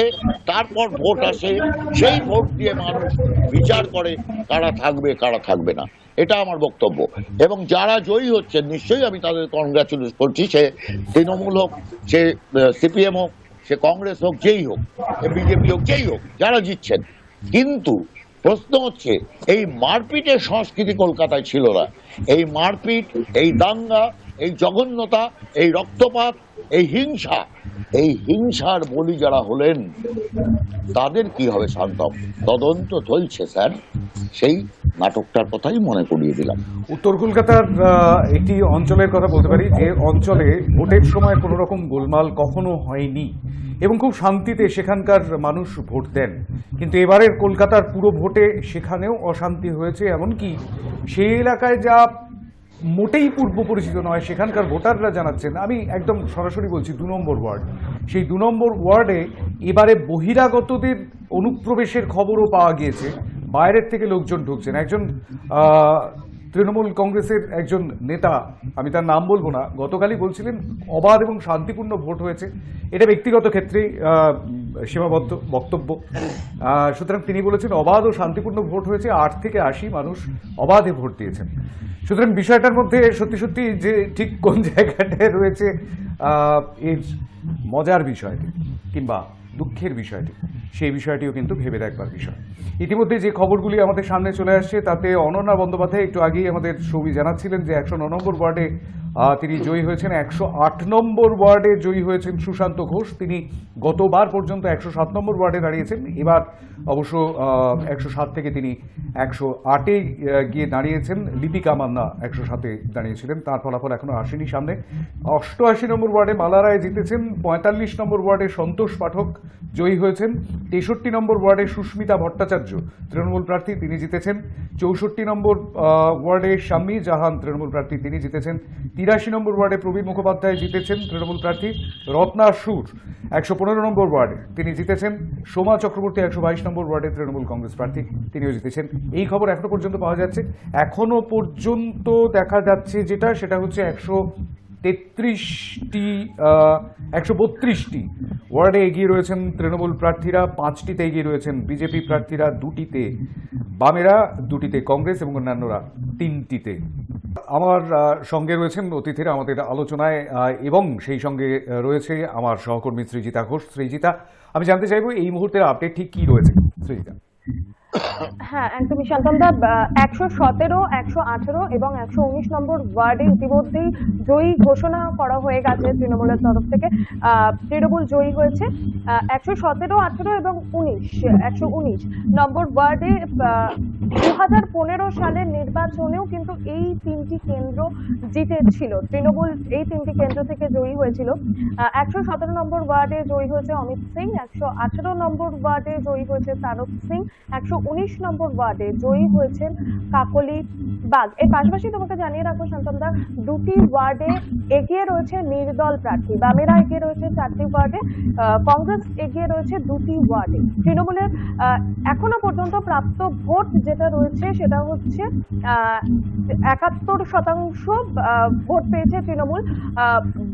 12 নম্বর বড়োয় শান্তনদা জানিয়ে রাখবো যে 7টি ওয়ার্ডে কিন্তু তৃণমূল জয়ী হয়েছে। এছাড়া 23 নম্বর ওয়ার্ড থেকে বিজয় ওঝা, তিনি হ্যাটট্রিক, বিজেপির তরফ থেকে হ্যাটট্রিক ভাবে জয়লাভ করেছেন তিনি। 28 নম্বর ওয়ার্ডে অয়ন চক্রবর্তী, তিনিও জয়ী হয়েছেন। মোহাম্মদ জসিম উদ্দিন 39 নম্বর ওয়ার্ড থেকে তৃণমূলের তরফ থেকে তিনি প্রার্থী হিসেবে দাঁড়িয়েছিলেন, তিনি জয়ী হয়েছেন। 42 নম্বর ওয়ার্ডে মহেশ শর্মা তৃণমূলের তরফ থেকে দাঁড়িয়েছিলেন, তিনি জয়ী হয়েছেন। 64 নম্বর ওয়ার্ডে তৃণমূলের তরফ থেকে স্বামী জাহান বেগম, তিনি জয়ী হয়েছেন। 108 নম্বর ওয়ার্ডে তৃণমূলের তরফ থেকে সুশান্ত কুমার ঘোষ, তিনি জয়ী হয়েছেন। 110 নম্বর ওয়ার্ড থেকে বাপ্পাদিত্য, তিনিও জয়ী হয়েছেন। এখনো পর্যন্ত এই সমস্ত আপডেটগুলোই শান্তনদা আমাদের সামনে এসেছে। এছাড়াও বিভিন্ন জায়গায় জয়ের যে ছবি সেটাও আমরা দেখতে পাচ্ছি যে বিভিন্ন জায়গায় কিন্তু ইতিমধ্যেই আবির খেলা, সেই চিত্র কিন্তু উঠে এসেছে আমাদের সামনে। আবির খেলা চলছে এখনো পর্যন্ত। শান্তনদা, ধন্যবাদ সৃজিতা। আমরা আবারও আধ ঘন্টা পরে তোমার কাছ থেকে আপডেট নেব। আমাদের সঙ্গে ছিলেন আমার সহকর্মী সৃজিতা ঘোষ। যে ছবিটা দেখা যাচ্ছে তাতে দিকে দিকে যেমনটা সকালবেলায় ফিরহাদ হাকিম বলেছিলেন যে চারিদিকে তৃণমূল কংগ্রেস জিতবে, তৃণমূল জিতবে, ঠিক সেই ছবিটাই আমরা দেখতে পাচ্ছি। কিন্তু একটা বিষয় আমি একটুখানি নীলাদ্রি বন্দ্যোপাধ্যায়ের কাছে যাবো, সেটা হচ্ছে আমরা বুথ ফেরত সমীক্ষা এবং জনমত সমীক্ষা অর্থাৎ ওপিনিয়ন পোল এবং এক্সিট পোল এই দুটিতেই আমরা দেখছিলাম সেটা হচ্ছে যে তৃণমূল কংগ্রেস ভার্সাস বিজেপি, এই লড়াইটাকেই কিন্তু সামনে রাখা হচ্ছিল এবং বিভিন্ন যে সমস্ত মাধ্যমগুলি রয়েছে, গণমাধ্যমগুলি রয়েছে, আমি নাম বলবো না কারোরই, কিন্তু তাদের তরফ থেকেও কিন্তু সেই লড়াইটাকেই সামনে আনা হচ্ছিল। মানে কংগ্রেস এবং বামেরা একেবারে নোহয়ার হয়ে যাবে, যেমনটা বিধানসভায় 0 আসন পেয়েছে ঠিক সেই রকমভাবেই 0 আসন এখানেও পাবে। কোনো রকমভাবে কলকাতা পুরসভায় তাদের কোনো ছায়া পর্যন্ত দেখা যাবে না, এই রকম একটা ন্যারেটিভ তৈরি করবার চেষ্টা চলছিল ভোটের অনেক আগের থেকে, পুরো ভোটের অনেক আগের থেকে। সেটাও কি বেশ খানিকটা প্রভাব ফেলেছে বলে মনে হচ্ছে? কারণ বেশিরভাগ ক্ষেত্রেই কিন্তু ওপিনিয়ন পোল কিংবা এক্সিট পোল কখনো মেলে কখনো মেলে না আর কি, 100% অ্যাকিউরেসি নেই কোথাও। নীলাদ্রি, দেখুন, এবারের নির্বাচনে এখন অব্দি যা ভোটের শতাংশ, তাতে তৃণমূল কংগ্রেস বাদে বিজেপি, বাম এবং কংগ্রেস তিন দলেরই যা ভোটের শতাংশ সেটা জামানত রাখার পক্ষে যথেষ্ট। 10% নিচে, রাইট, 10% নিচে। আমি একটা কথা কালকের অনুষ্ঠানেও বলেছিলাম যে সমস্ত বিরোধীদের জামানত চলে যাবে, এটাই স্বাভাবিক ছিল। এর কারণটা বুঝতে হবে, কংগ্রেস এবং বামের জামানত যাওয়ারই ছিল, এটা নিয়ে কোনো অসুবিধে নেই, তারা যা পাওয়ার সেটাই সম্ভবত পেয়েছে। কিন্তু জনমানসে এবার একটা ধারণা তৈরি হয়েছে যে সর্বভারতীয় ক্ষেত্রে তৃণমূল কংগ্রেসের সাথে ভারতীয় জনতা পার্টির একটি বোঝাপড়া হয়ে গেছে। মমতা বন্দ্যোপাধ্যায় বিভিন্ন রাজ্যে গিয়ে কংগ্রেসকে দুর্বল করে দিচ্ছেন, যার রাজনৈতিক সুবিধে ভারতীয় জনতা পার্টি পাচ্ছে। বামফ্রন্টকে দুর্বল করে দিচ্ছেন, যেমন ত্রিপুরায় আমরা দেখেছি বামফ্রন্টের ভোট সেটা 43% থেকে 19% নেমে এসছে, আর তৃণমূল 0 থেকে 16% পেয়েছে, আর বিজেপি 59% ভোট নিয়ে 51টি আসনের 51টি। অর্থাৎ তৃণমূলের উত্থানের ফলে যেটা হয়েছে, বিজেপি যেখানে 36 থেকে 37টি সিট পেত, তারা 51টি সিটই পেয়েছে। এই একটা ধারণা মানুষের মধ্যে তৈরি হয়েছে যে কোথাও একটা তৃণমূলের সাথে বিজেপির বোঝাপড়া হয়ে গেছে, পশ্চিমবঙ্গটা বিজেপি তৃণমূলকে কার্যত ওয়াক ওভার দিয়ে দিচ্ছে। এই ধারণাটা আরো দৃঢ় হয়েছে যখন আমরা দেখেছি ভবানীপুরের উপনির্বাচনে বিজেপির জাতীয় যারা নেতা তারা এসে প্রচার করেছেন, কিন্তু এই পুরসভা নির্বাচনে একজনও জাতীয় নেতাকে আমরা দেখতে পেলাম না প্রচার করছেন। এই ধারণাটা আরো দৃঢ় হয়েছে তার ফলে। এর ফলে শান্তম কি হয়েছে, বিজেপি সমর্থকরা একটা বড় অংশ এবার ভোট দিতে যাননি। তারা তো অন্য দলকে হয়তো ভোট দেবেন না, তারা ভোট দেন। আর এই যে ভোটটা তারা দিতে যাননি, এই ভোটগুলো দেওয়ার ব্যবস্থা করেছে তৃণমূল কংগ্রেস। তৃণমূল কংগ্রেস এই যে না যাওয়া ভোটারদের ভোট নিজের দিকে দিয়েছে। এই জন্য আপনি দেখবেন এক্সিট পোলে দেখা গেছিল যে তৃণমূল 59% মতো ভোট পেতে পারে, সেখানে তারা পাচ্ছে 72-73%। এই যে এক্সট্রা 13 থেকে 14% হ্যাঁ, এই ভোটটা কিন্তু বেসিক্যালি ছাপ্পা ভোট, যেটা আমার বিশ্লেষণে দাঁড়াচ্ছে। এবং এই ভোটটা সেই ভোটারদের ভোট যারা এবার ভোট দেননি। আপনি যদি দেখেন গতবার নির্বাচনে ভোট পড়েছিল 68%, এবার 3টে অবধি ভোট ছিল 52%। শেষ 2 ঘন্টায় হঠাৎ করে এই ভোট পার্সেন্টেজ 63% হয়ে গেল। এই যে হঠাৎ 2 ঘন্টার জাম, প্রায় 11% ভোট পেয়েছে। 11%টা আর কিচ্ছু নয়, ছাপ্পা ভোট, অধিকাংশটাই ছাপ্পা ভোট। এবং এটাই বিজেপির ভোটাররা যে ভোট দিতে যাননি সেই ভোটটা তৃণমূল দিয়ে দিয়েছে। এইটাই এই পুরো পরিস্থিতিটাকে এক্সপ্লেন করে যে যেটা হচ্ছে এখানে। আমি জানি না সেটাই হয়েছে কিনা, আমি সাবিরের কাছে যাবো। সাবির আলী, সেটা হচ্ছে যে ছবিটা আমরা দেখতে পেলাম সেটা হচ্ছে যে অ্যাবসলিউট মেজরিটি, যে ভোট শতাংশ, যে শতাংশের ভোট পড়েছে। কিন্তু একটা বিষয় পরিষ্কার হয়ে গেল যে ন্যারেটিভটা বলা হচ্ছিল যে বিজেপি বনাম তৃণমূল কংগ্রেস লড়াইটা সেই জায়গাতেই। আবার একটা অভিযোগ উঠেছে বিরোধীদের তরফ থেকে যে তৃণমূল কংগ্রেস এবং বিজেপির মধ্যে একটা আঁতাত রয়েছে। কিন্তু এক্ষেত্রে যে ছবিটা আমরা দেখতে পেলাম কলকাতা পুরো ভোটের ক্ষেত্রে, এটা বলা যেতে পারে লিটমাস টেস্ট ছিল। এবং সেই লিটমাস টেস্টে আমরা দেখতে পেলাম যে বামেরা কিন্তু অনেকটা নিজেদের জায়গাটাকে, মানে নিজেদের ভোট শতাংশ অন্তত খানিকটা হলেও বাড়িয়ে নিতে পেরেছে, অনেকটা না হলেও খানিকটা বাড়িয়ে নিতে পেরেছে। সাবির, দেখুন, আমি তো একটা ফটো সোশ্যাল মিডিয়ায় খুব ভাইরাল হচ্ছে। ইলেকশন কমিশনের সামনে কংগ্রেস, সিপিএম, বিজেপি তিনজনে একসাথে বসে ঝান্ডা নিয়ে বসে পড়েছে। তো তাদের মধ্যে ওটা বটতলা থানার সামনে, বটতলা থানার সামনে ওটা কংগ্রেস, সিপিএম, বিজেপি তিনজনে একসাথে বসে গেছে। তো কারা কাদের মধ্যে সমঝোতা আছে সেটা দেখাই যায়। এখানে বাংলার বুকে দেখুন, যখনই আমি কোনো ডিবেটে যাই, কংগ্রেস, সিপিএম, বিজেপি সব একসাথে আমার উপর অ্যাটাক করে দেয়। আপনার চ্যানেলেও একবার হয়েছে, হ্যাঁ আপনার চ্যানেলে হয়েছে। তো এটা হয় কি, এখানে বাংলার বুকে কংগ্রেস, সিপিএম, বিজেপি সব এক, যত বিরোধীরা সব এক। এদের একটাই উদ্দেশ্য, মমতা ব্যানার্জির বিরোধিতা করো, তৃণমূলের বিরোধিতা করো। তৃণমূলের বিরোধিতা করতে কোনো একটাই যদি ইস্যু থাকে, কোনো একটা জায়গাও ছাড়বো না, একদম ঝাঁপিয়ে পড়বো। তো এখানে ওদের মধ্যে বোঝাপড়া আছে। আমাদের লড়াই বিজেপি মুক্ত, বিজেপিকে ভারতবর্ষের বুক থেকে উৎখাত করা। তো সেই লড়াই আমরা এগোচ্ছি। সেই লড়াই যদি জাতীয় স্তরে কোনো দল তারা যদি বোঝাপড়া করে বসে থাকে, তো আমরা কি চুপচাপ বসে থাকবো? জাতীয় কংগ্রেস রাস্তায় নামবে না, অন্য বিরোধী দলগুলো রাস্তায় নামবে না, আমরা তো বিজেপি বিরোধী দল, আমরা রাস্তায় নামবো। আমরা জায়গায় জায়গায় যাবো, যে রাজ্যে বিরোধিতা করবো, যে রাজ্যে যাবো, আমরা বিজেপি বিরোধী করতে সব জায়গায় যাবো, কোনো জায়গায় আমরা বাদ দেবো না। চাই গোয়া হোক, ত্রিপুরা হোক, সব জায়গায় আমরা বিজেপি বিরোধিতা করবো। কিন্তু বিজেপির বিরুদ্ধে লড়াইতে যে অভিযোগটা উঠছে, আমি জানি শুভজিৎ এবং সুমন দুজনেরই কিছু বলার আছে। আমি দেবকুমার, ওরা লড়াই করছে, ওরা লড়াই, শুনুন, ওরা তো মাঠে নামছে না, ওরা তো লড়াইয়ের মাঠে দেখা যাচ্ছে না, ওরা তো বোঝাপড়া আন্ডারস্ট্যান্ডিং পলিটিক্স করছে। তো আমি যদি বিজেপির বিরোধিতা করতে, মানুষ যদি ডাকে, এখন গোয়ার মানুষ যদি আমাদের ডাকে যে আমরা মমতা ব্যানার্জির নেতৃত্বে সংগ্রাম করতে চাই, আমরা কেন যাবো? মানে অভিযোগটা বিভিন্ন তরফ থেকে উঠছে, কি তাহলে আদতে আন্ডার দ্য টেবিল ডিলিং করছেন? আমি জানি না, আমি একটুখানি 1 মিনিট একটুখানি সময় নেব। সেটা হচ্ছে আমার সহকর্মী, তিনি রয়েছেন এই মুহূর্তে, আমাদের প্রতিনিধি দেবকুমার দেও। তিনি ঠিক কি আপডেট দিচ্ছেন এই মুহূর্তে সেটা একটু জানে নেব। দেবকুমার, তুমি লাইনে রয়েছো?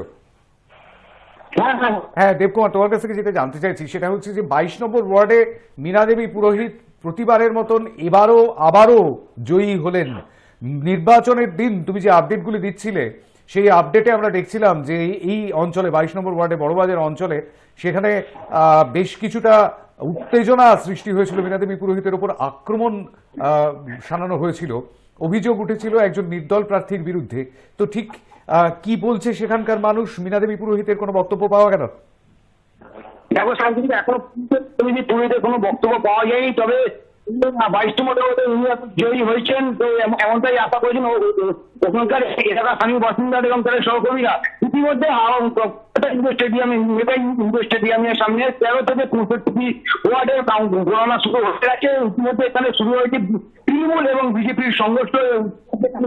ঘটনাস্থলে নামানো হয়েছে কলকাতা পুলিশের বিশাল পুলিশ বাহিনী ও র্যাব ছত্রভঙ্গ করতে এখানে ফেলা হয়েছে বেশ কয়েকটি চোখের বেড়াও রাস্তা ফাটানো হয়েছিল। সেই পরিপ্রেক্ষিতে তৃণমূলের সঙ্গে কংগ্রেসের সঙ্গে শুরু হয় বটসা এবং হাতাহাতি হতে শুরু হয়। ঘটনাস্থলে চলে আসেন বিশাল পুলিশ বাহিনী ছত্রভঙ্গ করতে, পুলিশ লাঠি উঁচিয়ে তাড়া করে। মধ্যে এখনো চলছে ব্যাপক বটসাও, নামানো হয়েছে বিশাল পুলিশ ও র্যাব। ইতিমধ্যে মানে এলাকার পরিস্থিতি ঠিক কি এই মুহূর্তে? পর্যন্ত এলাকায় রয়েছে উত্তেজনা রয়েছে, দুই পক্ষের মধ্যে শুরু হয়েছে বচসা। এই মধ্যে যে এমনটাই অভিযোগ করছে তৃণমূল কংগ্রেসের পক্ষ থেকে, এমনটাই অভিযোগ করছেন যে সন্তোষ পাঠকের সহকর্মী অনুগামীরা তারা তৃণমূল কংগ্রেস কর্মীদের উপর হামলা চালায়, আচমকাই হামলা চালায়। এরপর দুই পক্ষের মধ্যে শুরু হয় বচসা, এমনটাই অভিযোগ তৃণমূল কংগ্রেসের কর্মী সমর্থকেরা। তো ইতিমধ্যে এখানে নামানো হয়েছে বিশাল পুলিশ বাহিনী, র্যাব মোতায়েন করা হয়েছে যাতে আমার কোনো আপত্তিকর ঘটনা না ঘটে। অবশ্যই আমি তোমার কাছ থেকে আপডেট নিতে থাকবো দেবকুমার, অনেক ধন্যবাদ। এখনকার মতো আমি একদম সরাসরি সুমনের কাছে চলে যাবো। সেটা হচ্ছে 45 নম্বর ওয়ার্ডে যে ছবিটা দেখা যাচ্ছে সেটা সন্তোষ পাঠকের জয়ের, সন্তোষ কুমার পাঠক তিনি জয়ী হয়েছেন কংগ্রেস প্রার্থী। জয়ের খবর সামনে আসার সঙ্গে সঙ্গেই সেখানে উত্তেজনার খবর, রীতিমধ্যে র্যাব নেমেছে এলাকায়, কংগ্রেস কর্মীরা তৃণমূল কংগ্রেস কর্মীদের উপর আক্রমণ শানিয়েছেন এই খবর পাওয়া যাচ্ছে। এটা কি অমিতাভ চক্রবর্তী ওরফে কালটুদার উপর আক্রমণের রিটালিয়েশন? দেখো রিটেলিয়েশন মানে বলতে পারবো, এটা তো বাস্তব কথা। এই আসনটিকে বিশেষ করে সন্তোষ পাঠককে হারাবার জন্য সর্বশক্তি নিয়ে তৃণমূল কংগ্রেস ওখানে ঝাঁপিয়েছিল। তুমি নিজে দেখিয়েছো, তোমাদের চ্যানেলে আমি দেখেছি। ওখানকার যিনি তৃণমূলের মাননীয় প্রার্থী তিনি সন্তোষ পাঠককে ধাক্কা মেরেছিলেন, তিনি সন্তোষ পাঠককে মারতে গিয়েছিলেন। এই ঘটনা যদি কোথাও যদি আমি আজকে চ্যানেলে দাঁড়িয়ে বলতে পারি এক কংগ্রেসের মুখপাত্র হিসেবে, এই ঘটনা যদি কোথাও ঘটে থাকে, যে কোথাও যদি কংগ্রেস কর্মীরা তৃণমূল কর্মীদের উপর আক্রমণ করে থাকে, অবশ্যই সেটা আমি অন্তত তীব্র প্রতিবাদ করছি। এটা কাম্য নয়, কারণ কংগ্রেস এই ধরনের হিংসা রাজনীতিতে বিশ্বাস করে না, আমরা করিও নি। কারণ তাই যদি দেখো, এটা তো সবচেয়ে বড় কথা, তুমি দেখেছো রেখে কংগ্রেস কর্মীদের উপর আক্রমণ, কিভাবে প্রার্থীদের উপর আক্রমণ হয়েছে। কোথাও তো একটা কংগ্রেস রুখে দাঁড়াবার চেষ্টা করেছে, যেখানে যখন কংগ্রেস রুখে দাঁড়াবার চেষ্টা করেছে তখন তৃণমূল কংগ্রেস সেখানে আক্রমণ করেছে। তবে এই ঘটনা যদি ঘটে থাকে আমি অবশ্যই বলছি, আমরা তীব্র প্রতিবাদ করছি, এটা উচিত হয়নি। নিশ্চয়ই সেখানে সন্তোষ পাঠক আছেন, কালটুদা আছেন, তারা দায়িত্ববান নেতা, তারা ব্যাপারটাকে অবশ্যই তারা নির্দিষ্টভাবে, এবং ইতিমধ্যে আমাদের অদিত চৌধুরীর এই বিষয়টাতে তার কাছে খবর গেছেন, তিনিও বিষয়টি নিয়ে যথেষ্ট পরিমাণে নির্দেশ যা দেবার দেবেন, এটা নিয়ে কোনো চিন্তার কারণ নেই। তবে আমরা এই ঘটনার প্রতিবাদ করছি। আমি শুধু সাবির ভাইকে কিছু কথা বলতে চাই, তখন আমি হাত তুলেছিলাম একটা কথা। সাবির ভাই, আপনি বটতলা থানার সামনে 3টে দলের পতাকা দেখলেন। 6ই ডিসেম্বর 2021-এ আরএসএস এর বইতে এটা তো দেখলেন না যে মমতা বিজেপি রহস্যময় জোট, আপনার ওইটা চোখে বললো, এইটা আপনার চোখে বললো না দাদা? আরএসএস কি বলবে না বলবে তার দায়িত্ব আমাদের দাদা। আরএসএস তো আপনাদের দায়িত্ব না, আপনাদের দায়িত্ব না। তো কাউন্সিলর আছে আরএসএস এর পক্ষ থেকে, দেবব্রত মজুমদার আপনাদের কাউন্সিলর আছে। 97 নম্বর ওয়ার্ডে আপনাদের আরএসএস এর মেম্বার, 97 নম্বর ওয়ার্ডে আপনাদের কাউন্সিলর হয়েছে, নির্বাচিত হয়েছেন, হওয়ার দিকে হচ্ছে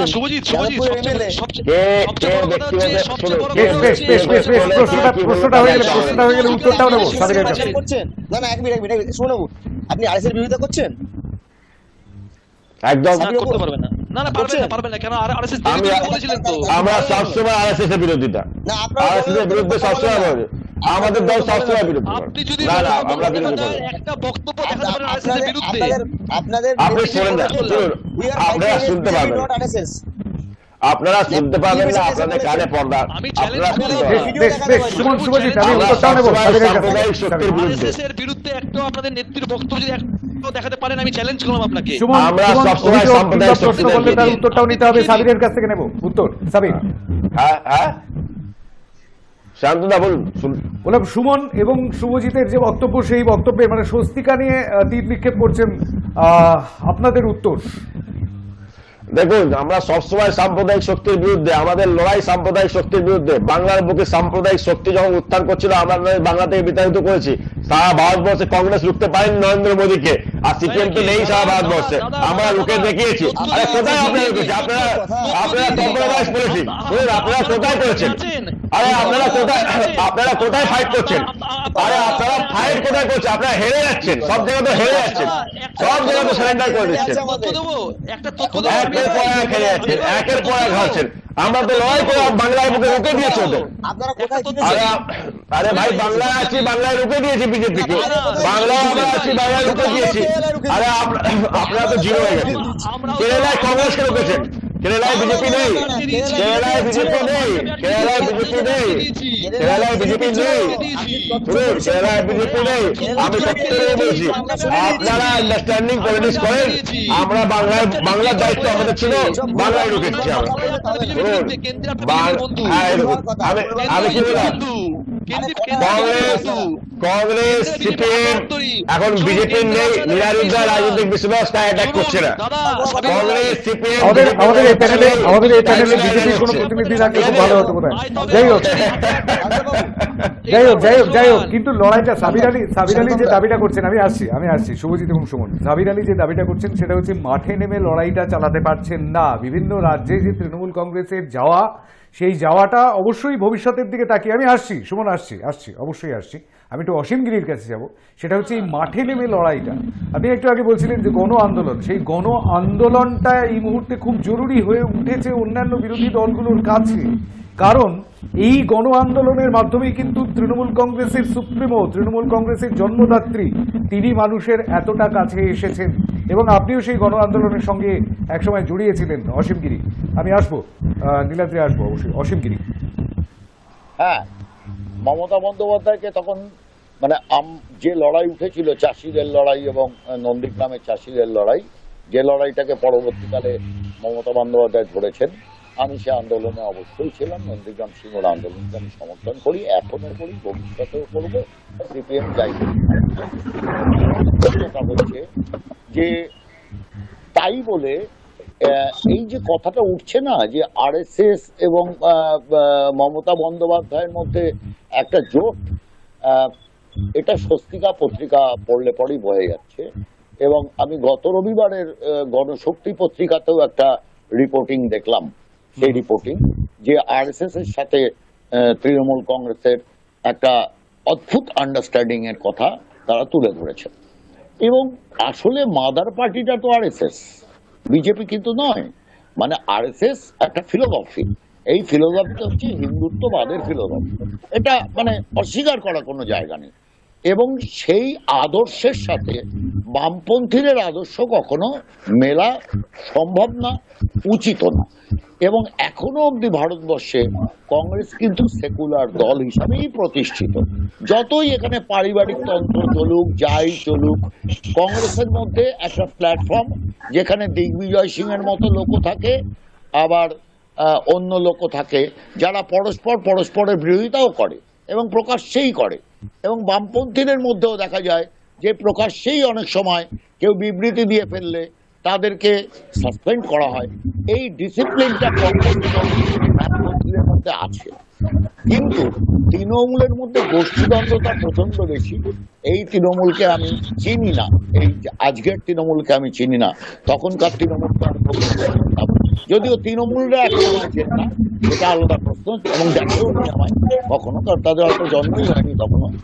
আমি যে মমতা বন্দ্যোপাধ্যায় দেখেছি লড়াই করতে, সেই মমতা বন্দ্যোপাধ্যায় এখন সম্পূর্ণ কর্পোরেট পুঁজি দ্বারা আশ্রিত একটি লোক, যার ফলেই তিনি গোয়াতে যাচ্ছেন, যার ফলেই তিনি ত্রিপুরায় যাচ্ছেন, যার ফলেই তিনি ইউপিতে যাচ্ছেন। অর্থাৎ একটা বিরোধী হলেও একটা কোনো মুখ কর্পোরেট ওয়ার্ল্ডের দরকার, যেই কর্পোরেট ওয়ার্ল্ড আসলে আরএসএস এর যে ফিলোসফি, সেই ফিলোসফিটাকে এগিয়ে নিয়ে যায়। যদি মোদি না থাকে তাহলে কে হবে সেই মুখ? অখিলেশ যাদব তো হবে না, অসম্ভব অখিলেশ যাদবের পক্ষে হওয়া। গোটা দক্ষিণ ভারত হবে না, অসম্ভব সেটা। ভীমসেনা হয়তো আছে ইয়েতে, শিবসেনা ওই মহারাষ্ট্রে আলাদা, কিন্তু এ বাদে ডিএমকে টিএমকে ইত্যাদি যে দল আছে, সেই দলের মধ্যে বিভিন্ন জায়গায় যারা সম্পূর্ণ বিজেপি বিরোধী, হিন্দু হিন্দি হিন্দুস্তান, এই যে কনসেপ্ট আরএসএস এর, যার ওপেন ফলোয়ার মানে গোপন পার্টি এবং ওপেন পার্টি, গোপন পার্টিটা হচ্ছে আরএসএস আর ওপেন পার্টিটা হচ্ছে বিজেপি। তো এই আন্ডারস্ট্যান্ডিংটা রয়েছে এবং এই আরএসএস এর লোক কিন্তু ঢুকে আছে সব পার্টিতে, আমার এটা বক্তব্য, এবং তারা নিয়ন্ত্রণ করছে সবকিছুকে। এবং আজকে অবাক হওয়ার কিছু নেই যদি মমতা বন্দ্যোপাধ্যায় ভবিষ্যতে কোনোদিনও যদি বিরোধী আসনে বসেন, তখন নরেন্দ্র মোদীকে সমর্থন করবেন এবং করে ফেলবেন কিনা সেটাও আমার কাছে একটা রহস্যজনক বলেই মনে হচ্ছে। আমি এককালে কথা বলতাম না, তোমরা জানো, এই স্টুডিওতে বলেছে নো ভোট টু বিজেপিতে আমি তৃণমূল কংগ্রেস বামপন্থী কংগ্রেস প্রত্যেককে ভোট দিতে বলেছিলাম, কিন্তু আমি বিজেপিকে ভোট দিতে বলি। এবারে কিন্তু অসীমদা আমি নো ভোট টু বিজেপি ইস্যুতে একটা কথা বলবো, সেটা হচ্ছে ইতিমধ্যেই বিভিন্ন সোশ্যাল নেটওয়ার্কিং সাইটগুলোতে সেই প্রশ্ন উঠতে শুরু করে দিয়েছে যে নো ভোট টু বিজেপিতে যারা ছিলেন তারা এবার তাহলে কোথায় ভোট দিবেন। এই প্রশ্নটা কিন্তু উঠতে শুরু করে দিয়েছে, কারণ তৃণমূল কংগ্রেসের প্রাপ্ত ভোট 74% গিয়ে পৌঁছেছে। তাহলে কি নো ভোট টু বিজেপি যারা ছিলেন তারা তৃণমূল কংগ্রেসকেই ভোট দিলেন, বাম কংগ্রেস এদেরকে ছেড়ে? আমি জানি না। পুরো ভোটের নামেনি সাধন, পুরো ভোটের প্রচারে নামে। বেশ বেশ বেশ ইতিমধ্যেই একটা পজিটিভ খবর, শুভজিৎ সরকার চলে গিয়েছিলেন, শুভজিৎ সরকার আবার চলে এসেছেন আমাদের মধ্যে। শুভজিতের কাছে একটা ভালো খবর হবে অবশ্যই, সেটা হচ্ছে সকাল 10টা পর্যন্ত যে কাউন্টিং হয়েছে সেই কাউন্টিং এর নিরিখে এইমাত্র খবর পাওয়া গেল যেটা, সেটা হচ্ছে যে বামেদের ভোট বেড়ে 11.5% হয়েছে, অর্থাৎ 10%-এর ওপরে আপনারা উঠে গিয়েছেন ইতিমধ্যে। বাকিদের গুলো ঠিক কি অবস্থায় দাঁড়িয়েছে সেদিকে আমাদের তাকাতে হবে অবশ্যই, কিন্তু আমি তার আগে নীলাদ্রির কাছে যাব। সেটা হচ্ছে আরএসএস এবং আমার দুটো কথা বলার আছে। হ্যাঁ নিশ্চয়ই শুভজিৎ বলেন, তারপর যাচ্ছে। নীলাদ্রি বলেনি আমি দুটো কথা, হ্যাঁ বলে নিন। সেটা হচ্ছে দেখুন, এই যে বারবার আরএসএস তৃণমূল কংগ্রেস যে প্রশ্নটা আমি করলাম সাবির দাকে, এই কারণেই করলাম কারণ কিছুদিন আগে বিধানসভা নির্বাচনের সময় একটা অল ইন্ডিয়া একটা চ্যানেল, তার নাম আমি ইচ্ছা করে নিচ্ছি না, সেই চ্যানেলের একটা শোতে ওনাকে যখন আরএসএস এর ব্যাপারে প্রশ্ন করা হয়েছে, উনি নির্দিষ্টভাবে আমাদের রাজ্যের মুখ্যমন্ত্রী মাননীয় মমতা ব্যানার্জি উনি বলেছেন যে we are fighting against BJP, not against RSS, RSS is not our enemy. এই কথাটা কিন্তু আমি বলছি না, বা বামপন্থীরা বা অন্যান্য দল বলছেন, উনি বলেছেন। এবং এটা ছাড়াও আরো তো হাজার হাজার আপনি এরকম ডকুমেন্ট পাবেন, হাজার হাজার এরকম ক্লিপিং পাবেন যেখানে নির্দিষ্টভাবে উনি বলেছেন। শুভজিৎ এটাও তো মমতাজি বলেছিলেন যে আমি বিজেপির স্বাভাবিক বন্ধু। হ্যাঁ, ওটাই তো বলছি, যেটা আগে এটা এরকম কথা উনি আরো অনেক বলেছেন। এবং আনন্দবাজারে বড় এরকম ছবি রয়েছে 80-র দশকের খবর, আমরা বিজেপির সঙ্গে ভারতীয় জনতা পার্টির সঙ্গে জোট করে তিনি না দেখুন, বিজেপির সঙ্গে সেটা খালি নয়, পলিটিক্যালি আমি এখানে খুব অবাক হলাম যে সাবির দা বললেন যে আরএসএস কে মনে করেন উনি যে দেশের শত্রু বা অমুক তমুক, এরকম আমি কোন তৃণমূল লোককে বলতে শুনিনি। আমি আশা করবো সাবিরদার দল ওনাকে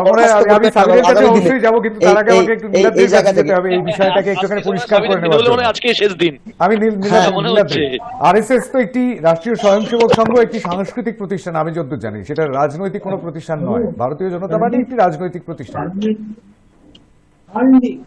নীলাদ্রি, দেখুন, প্রথমত আরএসএস কোন রাজনৈতিক দল বলে আমার জানা নেই। আরএসএস প্রতিষ্ঠা হয়েছিল 1925 সালে, তারা কোনোভাবে রাজনীতির সাথে জড়িয়ে ছিল বলে আমার জানা নেই।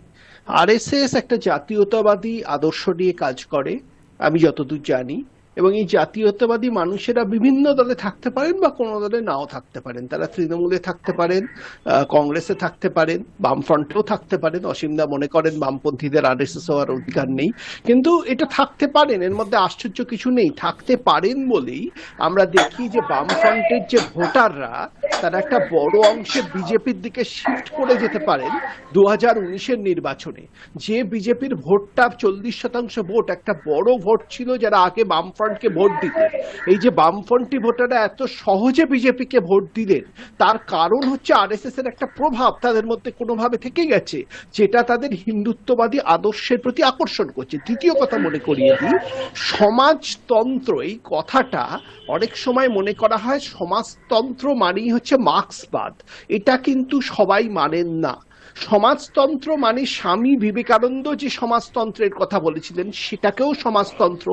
বহু মানুষ মনে করেন যে সমাজতন্ত্রের জন্ম ভারতের সভ্যতায়।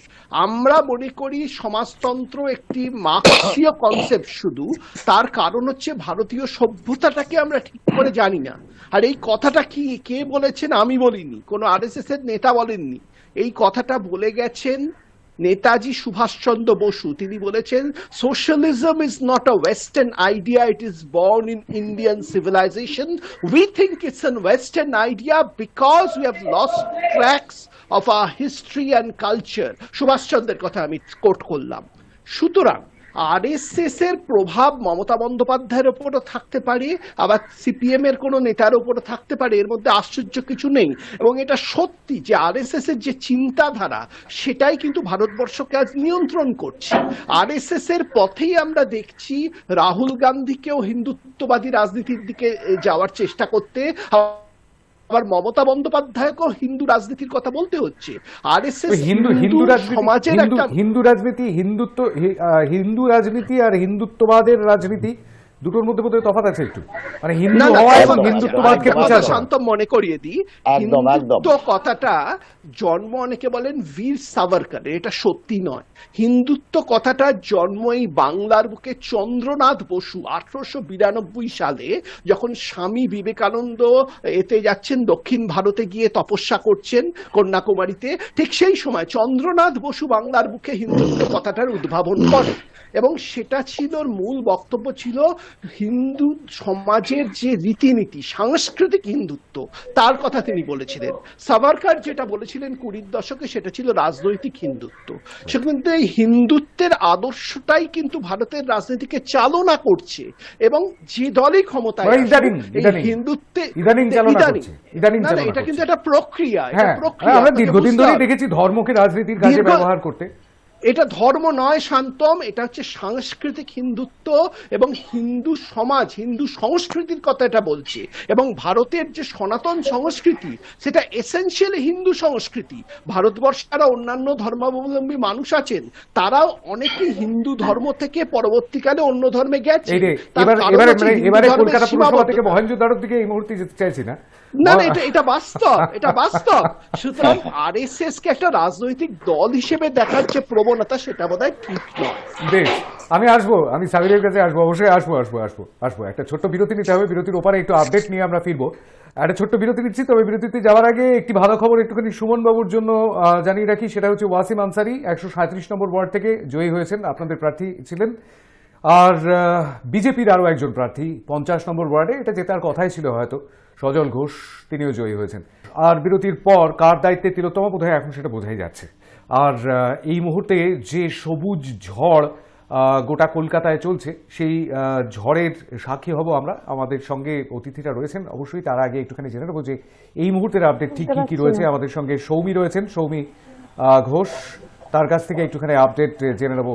সৌমির কাছ থেকে আপডেট একটুখানি শুনে নেওয়ার চেষ্টা করবো। সৌমি, আপডেট কি খবর রয়েছে এই মুহূর্তে? দেখো শান্তমদা, নেতাজি ইন্ডোর স্টেডিয়ামের সামনে কংগ্রেস এবং তৃণমূলের সমর্থকদের মধ্যে বচসা তৈরি হয়েছে, এই খবর আমাদের সামনে আসছে। 45 নম্বর ওয়ার্ডের জয়ী হয়েছেন কংগ্রেস প্রার্থী সন্তোষ কুমার পাঠক, এবং তার জয়ী ঘোষণা হওয়ার পরে বচসায় জড়িয়ে পড়েন কংগ্রেস এবং তৃণমূল সমর্থকেরা। এবং নেতাজি ইন্ডোর স্টেডিয়ামের বাইরে চলছিল ওই ওয়ার্ডের গণনা, এবং সেখানেই সেই গন্ডগোলের ছবি সামনে এসেছে।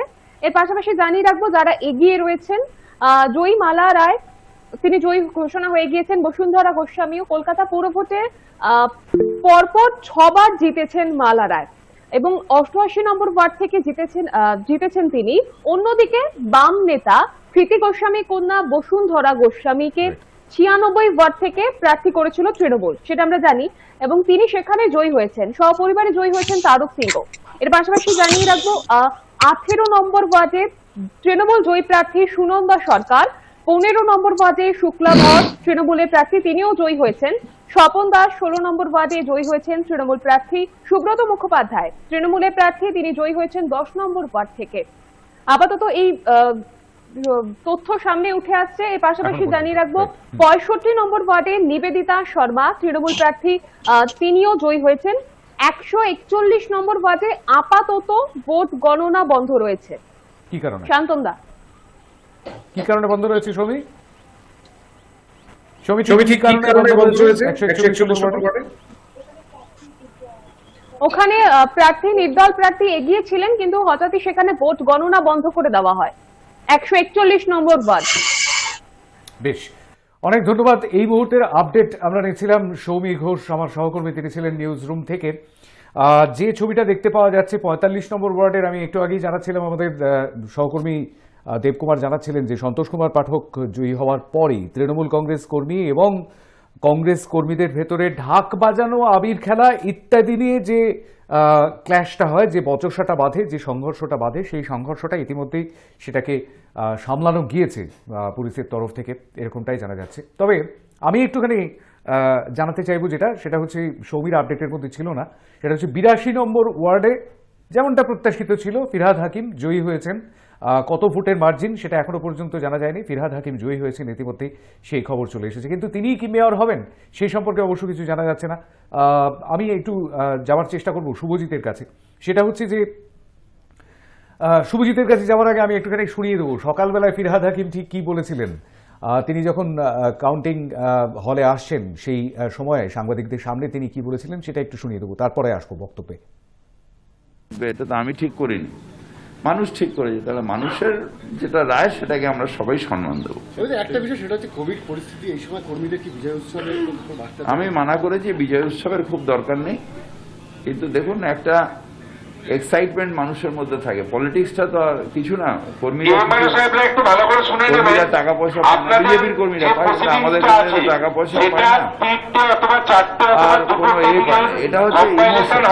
তাদের মধ্যে আমার প্রতি, দলের প্রতি, মমতা ব্যানার্জির প্রতি ইমোশন আছে বলে তো দৌড়ে আসে। এই যে এখানে কাউন্টিং এজেন্ট হয়ে বসছে বা এতদিন ধরে 1 মাস ধরে লড়লো, এটা ইমোশনের জন্য লড়েছে। আমি তো আর কোনো কাউকে টাকা দিইনি, কাউকে খাবার দিইনি, কাউকে কোনো দিইনি, কিন্তু এত হাজার হাজার ছেলে লড়েছে, তারা সবাই ইমোশনাল, পার্টির সাথে ইমোশনাল ইনভলভমেন্ট। এই ইনভলভমেন্টটাকে সম্মান দিতে হবে। আমরা যতটা চেষ্টা করেছি, এর আগেও মমতা ব্যানার্জি বারবার বলেছে যে কোনো কিছু হবে না, সে 11 সাল থেকে চলছে রবীন্দ্রসঙ্গীত বাজাও সবকিছু, কিন্তু একটু বই প্রকাশ হবে না, একটু হই করে হে করে চেঁচিয়ে উঠবে না, একটু নাচানাচি করবে না, এটাও আবার হয় না। খুব সত্যি কথা, জয়ের আনন্দের বহিঃপ্রকাশ তো হবেই, কিন্তু সেই বহিঃপ্রকাশের এইরকম কোনো ফলাফল হোক সেটা আমরা বোধহয় চাইবো না, নাকি? আমি শুভজিতের কাছে আসবো, তার আগে আমি সাবিরকে পেয়ে গেছি, সাবিরের কাছে যাবো। সেটা হচ্ছে যে ছবিটা আমরা দেখতে পেলাম 45 নম্বর ওয়ার্ডের ফলাফল প্রকাশের পর নেতাজি ইনডোর স্টেডিয়ামের সামনে আবির খেলা এবং ঢাক বাজানো নিয়ে যে বচসা এবং হাতাহাতি ইত্যাদি হলো, সেটাকে সামলানো গেছে অবশ্যই, কিন্তু এরকম ছবি আর অন্যত্র দেখতে পাওয়া যাবে না। তো ফিরহাদ হাকিম সকালবেলায় বলেছিলেন যে সংযত থাকার নির্দেশ দিয়েছি দলীয় কর্মীদের, সেরকমটাই কি রয়েছে আপনার এলাকায় বা অন্যত্র? ঠিক কি খবর আসছে সাবির? না, আমরা সবসময় নেতৃত্ব নির্দেশ দিয়েছে শান্তিপূর্ণভাবে থাকবেন। দেখুন, আমাদের স্লোগান ছিল বদলা নয় বদল চাই। তো আমাদের নেতৃত্ব সবসময়, যদি কোনো জায়গায় কিছু দলীয় কর্মীরা এক্সট্রা উৎসাহিত হয়ে কিছু বিশৃঙ্খলা করা হাতে আমরা ব্যবস্থা নেব। প্রশাসনকে বলা আছে কোনো জায়গায় কোনো বিশৃঙ্খলা বরদাস্ত করা হবে না। শান্তিপূর্ণভাবে যে আমাদের জয় হয়েছে, মানুষ আমাদের যে ম্যান্ডেট দিয়েছে তার প্রতি দায়িত্ব আমাদের বেড়েছে, এটাই শুধু। কোনো যদি বিশৃঙ্খলা কেউ করার চেষ্টা করছে, আমার যে কোনো দলই হোক, তাকে কড়া হাতে শাস্তি দেওয়া হবে। সে তৃণমূল হোক, কংগ্রেস হোক, বিজেপি হোক, সিপিএম, কোনো জায়গায় কোনো রকম বরদাস্ত করা হবে না। আর আমাদের দলীয় দলের নির্দেশ ববিদা এখন জানিয়ে দিলেন, কোনো জায়গায় কোনো বিশৃঙ্খলা বরদাস্ত করা হবে না। এটা আমাদের ডে 1 থেকেই বলা হয়েছে, পিসফুল সব জায়গায় রাখতে হবে। কিছু আমরা তো বললাম, কিছু জায়গায় কিছু অতি উৎসাহ ভালো, অতি উৎসাহ খারাপ, কয়েকটা অতি উৎসাহী ছেলেমেয়েরা থাকে যারা এগুলো করার চেষ্টা করে, তাদের আমরা কড়া হাতে ব্যবস্থা নেবো, সেরকম পুলিশ প্রশাসনকে বলা আছে। অতি উৎসাহ মানে তো মারপিট নয়, অতি উৎসাহ মানে ঢাক বাজানো, আবির খেলা, এটাই দেখে অতি উৎসাহ তো। যেমন আপনি দেখলেন কংগ্রেস জিতেছে, তৃণমূলীদের ওখানে মারামারি শুরু করে দিয়েছে। আমরা উচিত নয়। দেখুন, যে জিতেছে দেখুন, যে জিতেছে তাকে শুভেচ্ছা দিন, যে হেরেছে তাকে মিষ্টি খাওয়ান, এটাই সৌজন্য। সেটাই হওয়ার কথা। আর এলাকার উন্নয়ন তো একটু আগেই কথা মিলেমিশে কাজ করতে হবে। একদম একটু আগেই কথা হচ্ছিল সেই বিষয়টাই, যে মিলেমিশে কাজ করতে অসুবিধাটা কোথায়। আর সেই জায়গা থেকে বোধহয় জনভিত্তি গড়ে ওঠে, যেমনটা বারংবার অভিযোগ করা হয়েছে শাসক দলের তরফ থেকে। বিভিন্ন নেতা নেত্রী বলেছেন যে জনভিত্তি নেই, সেই জনভিত্তি গড়ে তোলাটাই কি এই মুহূর্তে সবচাইতে বড় কাজ হবে? কারণ ইতিমধ্যেই যে আপডেটটা আমরা দেখতে পাচ্ছি সেটাতে 133টি আসনে এগিয়ে রয়েছে তৃণমূল কংগ্রেস, 5টিতে এগিয়ে রয়েছে ভারতীয় জনতা পার্টি, কংগ্রেস এগিয়ে 2টিতে, মানে কংগ্রেসের ভাগে দুটি জিতে গিয়েছেন ইতিমধ্যে, এবং বামেদের তরফে 1টিতে এগিয়ে রয়েছে অন্যান্যরা বা নির্দল প্রার্থীরা, তারা 3টিতে এগিয়ে রয়েছেন। মোট ফলাফল যাই হোক না কেন, বিরোধীদের যে আসন সংখ্যা, সেই আসন সংখ্যা বেশ খানিকটা মানে 10-এর নিচে থাকার একটা সম্ভাবনাই দেখা যাচ্ছে। আমি যেটা শুরুতেই বলেছিলাম যে ডাবল ফিগারে পৌঁছানোটাই বোধহয় এই মুহূর্তে বড় চ্যালেঞ্জ। সেই জায়গায় মিলেমিশে কাজ করার ক্ষেত্রে কি প্রতি পদে বাধা আসতে পারে? শুভজিৎ সরকার বলছি যে মধুচন্দ্রাদেব জয়ী হয়েছেন, আপনি বলছিলেন সেটা জিজ্ঞেস করলাম। হ্যাঁ, আমি যে প্রশ্নটা করলাম সেটা কি শুনতে পেয়েছেন? 92 নাম্বার ওয়ার্ডের আপনি বললেন যে হ্যাঁ, মধুচন্দ্রাদেব এগিয়ে রয়েছেন, এইরকমই খবর আসছিল। জয়ী হয়েছেন কিনা সেই বিষয়ে জানা যাচ্ছে না, এখনো পর্যন্ত সার্টিফিকেট দেওয়া হয়নি। আচ্ছা, দেখুন, তৃণমূল কংগ্রেসের পক্ষ থেকে নির্বাচনের আগেই বলা হয়েছিল যে নির্বাচনে গন্ডগোল করতে না, শান্তিপূর্ণ নির্বাচন করতে, কিন্তু এমন কথা তারা শুনেনি। আজকে ফিরহাদ হাকিম মহাশয় যা বলছেন বা সাবির দা যা বলছেন, আমার মনে হয় না এরকম কথাই ওটা বাস্তবিকভাবে এটা রূপান্তরিত হবে, এই কথা থাকবে না। কারণ স্বাভাবিকভাবেই যদি ইলেকশনের সময় টপ নচ লিডারশিপ যখন বলেছে গন্ডগোলে যুক্ত হবে না, ছাপ্পা ভোটে যুক্ত হবে না, তারা যুক্ত হয়েছে, আজকেও সেই কথা শুনবেন। আমার দ্বিতীয় কথা যেটা বলার থাকবে, দেখুন এই নির্বাচনে শহরের নির্বাচনে চিরকালই আপনি জানবেন ট্র্যাডিশনালি কলকাতা শহরে আমাদের পক্ষে খুব একটা নয়, যদি অন্য জেলার সঙ্গে আপনি তুলনা করেন। সেখানে এখানেও যদি আমরা 11% ভোট পেতে পারি এই কঠিন পরিস্থিতি দাঁড়িয়ে থেকে, আমি এটা একটু এখান থেকে ইনশিওর করতে পারি যে আগামী দিনে যেই পৌরসভা নির্বাচন হবে কলকাতার বাইরে অন্যান্য পৌরসভা মফস্বলের দিকে, সেই পৌরসভাতে কিন্তু বামপন্থীরাই তৃণমূলের বিরুদ্ধে যে বিরোধী, সে বিরোধী হিসাবে উঠে আসবে এবং তারা আরো অনেক ভালো ফলাফল করবে। কারণ আমি প্রথমেই বললাম যে কলকাতার যে চিত্র, কলকাতার যে আরবান ভোট, তার যে চিন্তাধারা, ক্যারেক্টার, তার সঙ্গে খুব একটা আমাদের ভালো সময়ও আমাদের পক্ষে তারা থেকেছেন বললাম না। আমরা চাইলেই হয়তো যে অ্যালিগেশন দেওয়া যায় ছাপ্পা টাপ্পা করতাম, সেরকম করতাম না বলেই বিরোধীরা জিততো। কিন্তু আজকে ফ্রি অ্যান্ড ফেয়ার ইলেকশন হয়েছে বলেই বিরোধীরা সেই সময় জিতেছে। কিন্তু আজকে ফ্রি অ্যান্ড ফেয়ার ইলেকশন হচ্ছে না, সেই কারণে আজকে এরকম চিত্র আমরা দেখতে পাচ্ছি। এখানে একটা দল 74%, 73% ভোট পেয়ে যাচ্ছে, অন্যরা পাচ্ছে না। এবং পোলিং এর এমনও চিত্র দেখা যাচ্ছে যে 52% যেখানে 3টে অবধি ছিল সেটা 63% হয়ে যাচ্ছে 5টার সময়, 11% ভোট বেড়ে যাচ্ছে। এবার সেখান থেকে আমাদেরকে দেখতে হবে, বুঝতে হবে যে এই নির্বাচনটা কিন্তু আসলে তৃণমূল কংগ্রেসের জন্য এটা কিন্তু খুব ভালো নির্বাচন হলো এমনটা নয়। মানে হয়তো সংখ্যার দিকে ভাবলেন যে এত সিট পেয়ে গেল, আমার মনে হয় এই ধরনের যে ঔদ্ধত্য তারা দেখালেন এই নির্বাচনের পরে আদতে এটাই তাদের পতনের শুরু হবে। কারণ বেশি দিন ঔদ্ধত্য রেখে থাকা যায় না, এই নজির বিভিন্ন সময় ইতিহাস থেকে আমরা দেখেছি। সেই জায়গা দাঁড়িয়ে থেকে আজকে যেভাবে ঔদ্ধত্য তারা দেখালেন, আগামী দিনে নির্বাচনের ক্ষেত্রে জনগণ কিন্তু তাদেরকে খুব একটা ভালো ছেড়ে কথা বলবে না। আজকে স্টেট ইলেকশন কমিশনের পক্ষ থেকে নির্বাচন হচ্ছে বলে হয়তো এতটা করতে পারছেন, আগামী দিনে সেন্ট্রাল ইলেকশন কমিশন যখন নির্বাচন করাবে, যে বড় বড় নির্বাচনগুলো হবে, তখন তো আর এতটা ছাপ্পা করাতে পারবেন না, তখন জনগণ নিশ্চয়ই জবাব দেবে। জাতীয় নির্বাচন কমিশন 2021-এর বিধানসভা নির্বাচনও করিয়েছিল এবং কেন্দ্রীয় বাহিনীর সহায়তা নিয়ে 8 দফায় নির্বাচন হয়েছিল। হ্যাঁ, জিতেছিল, তখন তৃণমূল জিতেছিল, ল্যান্ডস্লাইড ভিক্টরি, অবশ্যই জিতেছিল। আমি তো সেটা থেকে বলছি না, কিন্তু অস্বীকার করার উপায় নেই, অস্বীকার করছি না তো, নির্দিষ্টভাবে তারা জিতেছেন মানে বিপুল হয়ে জিতেছেন, মানুষ তাদের চেয়েছে। বিজেপি জনভিত্তি যে তাদের কাছে, আমি বলছি যে জনভিত্তি না সেটা বললাম না, আমি বললাম যে জনভিত্তি ছিল, তারপরও তারা এই ধরনের কার্যকলাপ করলো। এবার স্বাভাবিকভাবে যারা সাধারণ ভোটার, তাদের চোখে জিনিসটা অন্যভাবে রিফ্লেক্টেড হবে এবং তারা এটাকে কিন্তু আগামী দিনে তারা বুঝে নেবে যে এবারে পুরো ভোটে ভোট শতাংশে অনেকটা পিছিয়ে থাকলেও কংগ্রেস এখনো পর্যন্ত বিরোধী হিসেবে একটা বড় শক্তি। তো সেই জায়গা থেকে কংগ্রেসের বক্তব্যটা কি সেটাও একটু শুনে নেবো সুমনের কাছ থেকে। সুমন গঙ্গোপাধ্যায়, কি বিষয় সেটা হচ্ছে এই জনভিত্তির বিষয়টা আমি বলছি, জনভিত্তির নিরিখে বেশ খানিকটা পিছিয়ে তো রইলেন। হ্যাঁ, অবশ্যই সেটা আমি প্রথমে বলেছি, সবসময় আমরা মাথা পেতে নিয়েছি। আমরা যেমন 2021-এ যখন তৃণমূল যখন ব্যাপক পরিমাণে জিতেছেন তখন তাদের আমরা শুভেচ্ছাও জানিয়েছি, কারণ এটা মানুষের রায়কে মাথা পেতে নেওয়া উচিত।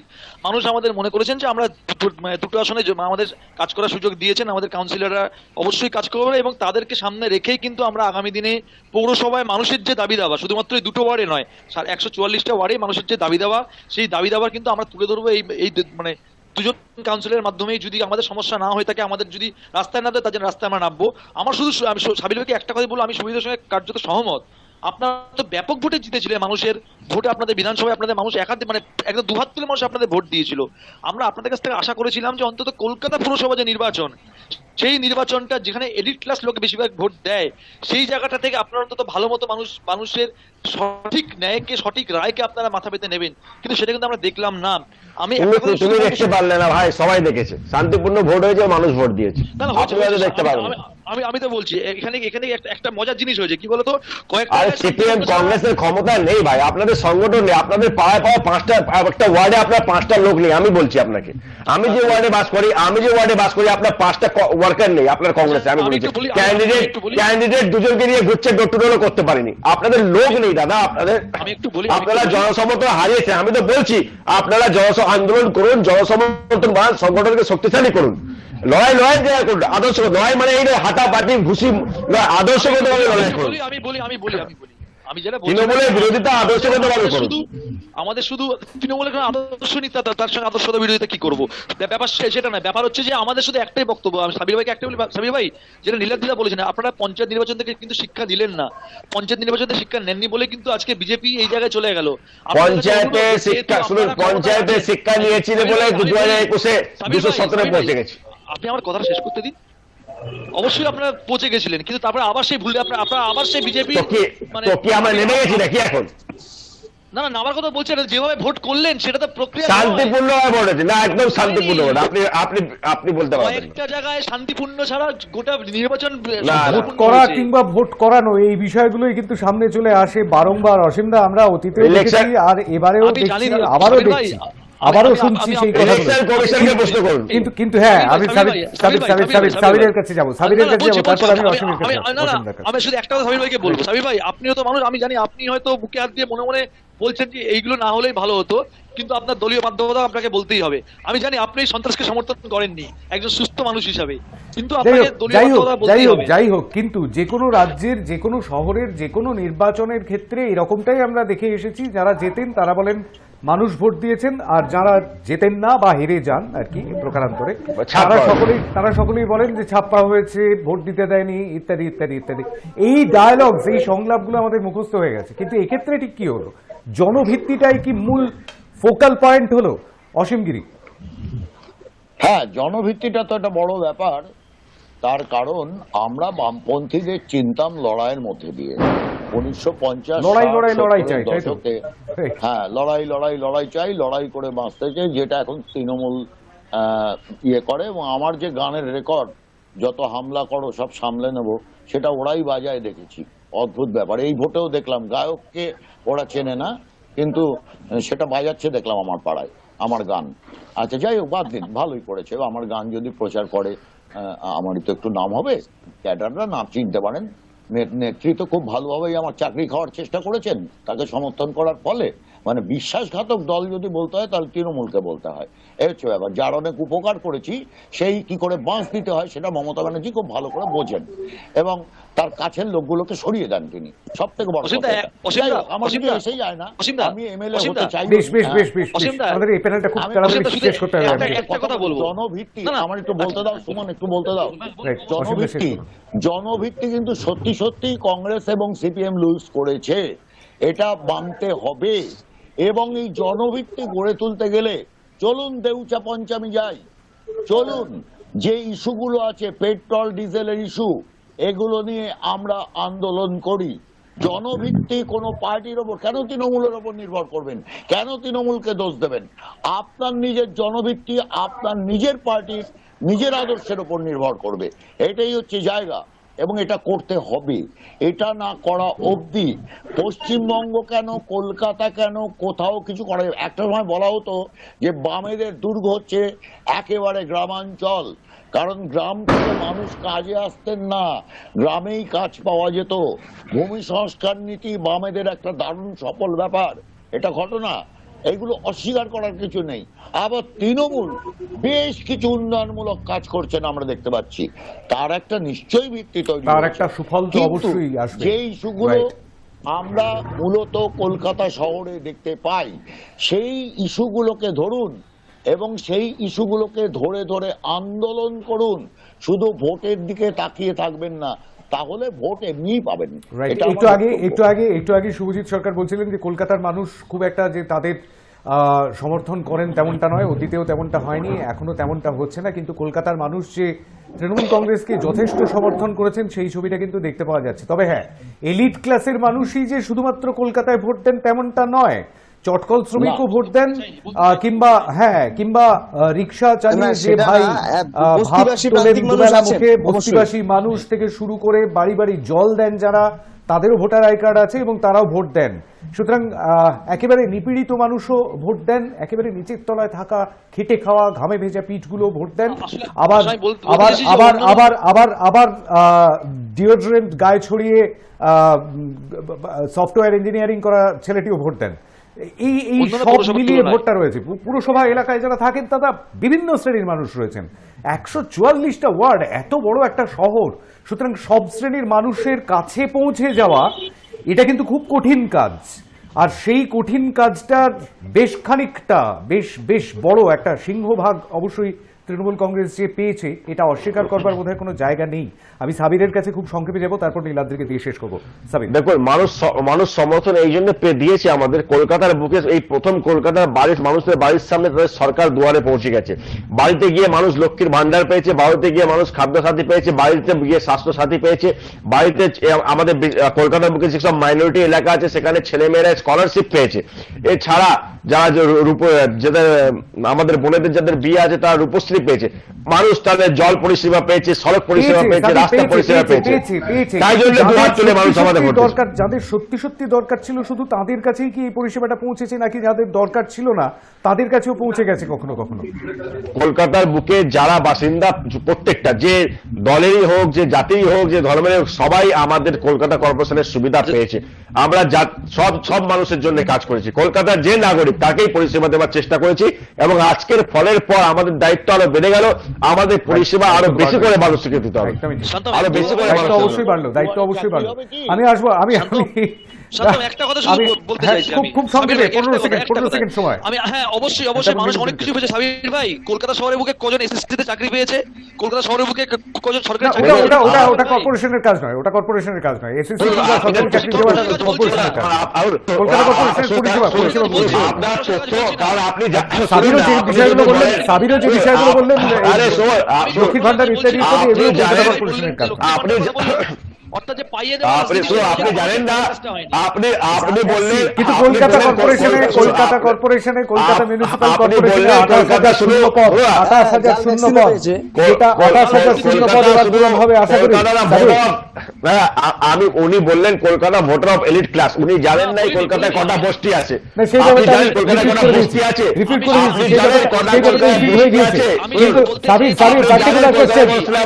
নির্দিষ্ট প্রশ্ন, 28,000 শূন্য পদ কলকাতা পুরসভায়, সেটা কি পূরণ হবে? আমি যে এলাকায় থাকি সেই এলাকাতে আগে বলেন। আমি যে এলাকায় সুমনবাবু কলকাতায় খালপাড়ে রয়েছে, খালপাড়ের বস্তিও রয়েছে, ওটা অস্বীকার করা যায়। এটাই হচ্ছে আপনার প্রবলেম। আপনাদের কংগ্রেসের নেতারা সব এসি ঘরে বসে বড় বড় ডায়লগ মারেন। আমরা রাস্তায় বস্তিবাসীর পাশে, মানুষের পাশে বসে কাজ করি। আমাদের অত আমরা স্ল্যাম এরিয়ায় বসে কাজ করি। আমি যদিও পরিষ্কার করে উত্তরটা পেলাম না যে 28,000 শূন্য পদ এবার পূরণ হবে কিনা, কারণ বড় দায়িত্ব। একদম 100%। এরা কেস করে দেয় তো সবসময়, এরা কেস করে দেয়, 100%। সবসময় কেস করে দেয়। বেকার রয়েছেন যারা, তাদের কাছে একটা বড় বেকার রয়েছেন যারা, তাদের কাছে একটা অবশ্যই বড় বার্তা। কেস করে দিচ্ছে। বেশ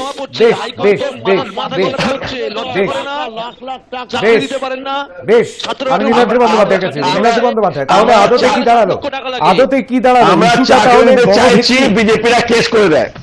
ওকে সাবির, সুমন সাবির, বিজেপিকে করলে এক যায় না। মিনিট। আমি আপনাদের একদম বিরুদ্ধে কোর্টে যেতে হচ্ছে চাকরির জন্য, পরিষ্কার একটি প্রশ্ন তার নিয়ে কারণ নীলাদ্রি টাকা। বন্দ্যোপাধ্যায়ের কাছে যাব। নীলাদ্রি বন্দ্যোপাধ্যায়, টাকা সেটা হচ্ছে যে জনভিত্তিটাই কি এই ভোটের, এই পুরো ভোটের সামনে এলো? জনভিত্তি না থাকলে ভোট পাওয়া যাবে না, নাকি অন্য কোনো বিষয়? না শান্তম, আমাদের পুরো ভোটের সাথে কিন্তু পুরো ভোটেরই তুলনা করা উচিত। একদমই তাই। শেষ যে পুরসভা হয়েছিল এবং সেই পুরসভা যখন ক্ষমতা থেকে চলে গেল, তখন তৃণমূল কংগ্রেসের 124 জন কাউন্সিলর ছিলেন সেখানে, বিভিন্ন দল থেকে জয়েন করে এবং তাদের জেতা কাউন্সিলর মিলিয়ে, এবং সেই 124টা এবার এখন অব্দি যা ট্রেন্ড, 131টায় তৃণমূল কংগ্রেস এগিয়ে আছে। ভারতীয় জনতা পার্টির এই আউটগোয়িং পুরসভায় 5টা কাউন্সিলর ছিল, ভারতীয় জনতা পার্টি এই মুহূর্তে 5টা সিটেই এগিয়ে আছে। কংগ্রেসের আউটগোয়িং এতে 2 জন কাউন্সিলর ছিল, কংগ্রেস এই মুহূর্তে 2টো সিটেই এগিয়ে আছে। আর বাম ফ্রন্টের যাদের পুনরুত্থান ঘটছে বলে অনেকে মনে করছেন, তাদের 13 জন কাউন্সিলর ছিল, এই মুহূর্তে বামফ্রন্ট 3টে সিটে এগিয়ে আছে। সুতরাং যদি এই ভোটে কারো ক্ষয় হয়ে থাকে, সেটা কিন্তু বাম ফ্রন্টেরই হয়েছে। এই ন্যারেটিভটাকে অন্যভাবে চেঞ্জ করার কোনো জায়গা নেই। আমরা লোকসভা বিধানসভার সাথে পুরসভার তুলনা করতে পারি না। বামফ্রন্ট 13 থেকে 3-এ নেমে এসছে, যদি আমি এখনকার যা ট্রেন্ড সেটাকে দেখি। সুতরাং এটা বামফ্রন্টের চিন্তা করার জায়গা, কেন তারা জনভিত্তি হারিয়ে ফেলছেন, কেন তারা জনসংযোগ হারিয়ে ফেলছেন, তাদের আদর্শটা কি মানুষের কাছে আর রেলিভেন্ট থাকছে না বর্তমান যুগের মানুষের কাছে, এবং এটা অস্বীকার করারও জায়গা নেই। কলকাতার মানুষ রিগিং মেনেও বলছি যে পুরো পরিষেবা তৃণমূল কংগ্রেসের ভোট দিয়েছে, যাতে নিয়ে খুশি। সেটা যদি খুশি না হতো তাহলে এত বেশি ভোট, আজকে 73% বা 74% ভোট পাচ্ছে, আমি ধরে দিলাম 15% তাতে জল মেশানো, সেটা হলো 59%, 58% ভোট কিন্তু কম নয়। ত্রিপুরাতেও বিজেপি 59% ভোট আগরতলায় পেয়েছে। এটা বলতেই হবে, পুরো পরিষেবা নিয়ে এখনো অব্দি মানুষ খুশি। যে সমস্যাগুলো আছে, জল জমার সমস্যা, আমফানের বিপর্যয়, এগুলো একটা বিশেষ পিরিয়ডে হচ্ছে। বৃষ্টি তো রোজ হয় না, বৃষ্টি তো রোজ হয় না, রোজ তো বাড়ি ভেঙে পড়ে না, রোজ তো আগুন লাগে না, রোজ তো আমফান আসে না, কিন্তু দৈনন্দিন জীবনে যে পরিষেবাগুলো মানুষ পাচ্ছে কলকাতার বুকে, পুরসভার নিরিখে বলছি, মানুষ কিন্তু খুশি। এই ভোট থেকে সেটাই বেরিয়ে আসছে। ক্ষয় যদি কারো হয়ে থাকে, যে যাই ন্যারেটিভ দিয়ে থাকে কেন, বামফ্রন্টের ক্ষয় হয়েছে, এটাই স্পষ্ট। আমি জানি না ভোট পার্সেন্টেজ ঠিক কোথায় গিয়ে পৌঁছবে, আমাদের তাকিয়ে থাকতে হবে ভবিষ্যতের দিকে। এই মুহূর্তের জন্য কার দায়িত্বে তিলোত্তমা সেটা বোঝাই গিয়েছে, কিন্তু ঠিক কি দাঁড়ায় ফলাফল, ফাইনাল রেজাল্ট, সেদিকে আমাদের তাকিয়ে থাকতে হবে। অনেক ধন্যবাদ আমাদের সঙ্গে আলোচনায় যোগ দেওয়ার জন্য নীলাদ্রি বন্দ্যোপাধ্যায়, অনেক ধন্যবাদ অসীম গিরি, অনেক ধন্যবাদ সুমন গঙ্গোপাধ্যায়, অনেক ধন্যবাদ শুভজিৎ সরকার, এবং অনেক ধন্যবাদ সাবির আলীকে আমাদের সঙ্গে উপস্থিত থাকবার জন্য আজকে। স্পাইডারম্যান ছবিটা দেখেছেন আপনারা? সেই স্পাইডারম্যান ছবিতে একদম শেষে স্পাইডারম্যানের ছবি, পেছন থেকে দেখা যাচ্ছে স্পাইডারম্যানকে অনেকটা উঁচুতে, শহরের একেবারে টপে বসে আছেন স্পাইডারম্যান, আর পেছন থেকে স্পাইডারম্যানের ভয়েস ওভার ভেসে আসছে। সেখানে বলা হয়েছিল একদম শেষ কথাটা, because I know great power comes with great responsibility. বিপুল ভোটে জয়ী হয়ে 2021-এর বিধানসভা নির্বাচনে তৃণমূল কংগ্রেস এসেছেন। বিপুল ভোট পেয়ে কলকাতা পুরসভাও দখল করছেন তাঁরা, অর্থাৎ ছোট লালবাড়ি দখল করছেন তাঁরা। সুতরাং তাঁদের দায়িত্বটা বোধহয় আরও অনেক গুণ বেড়ে গেল। আর এই জায়গা থেকেই শেষ করছি আজকের এই কার দায়িত্বে তিলোত্তমা। নমস্কার।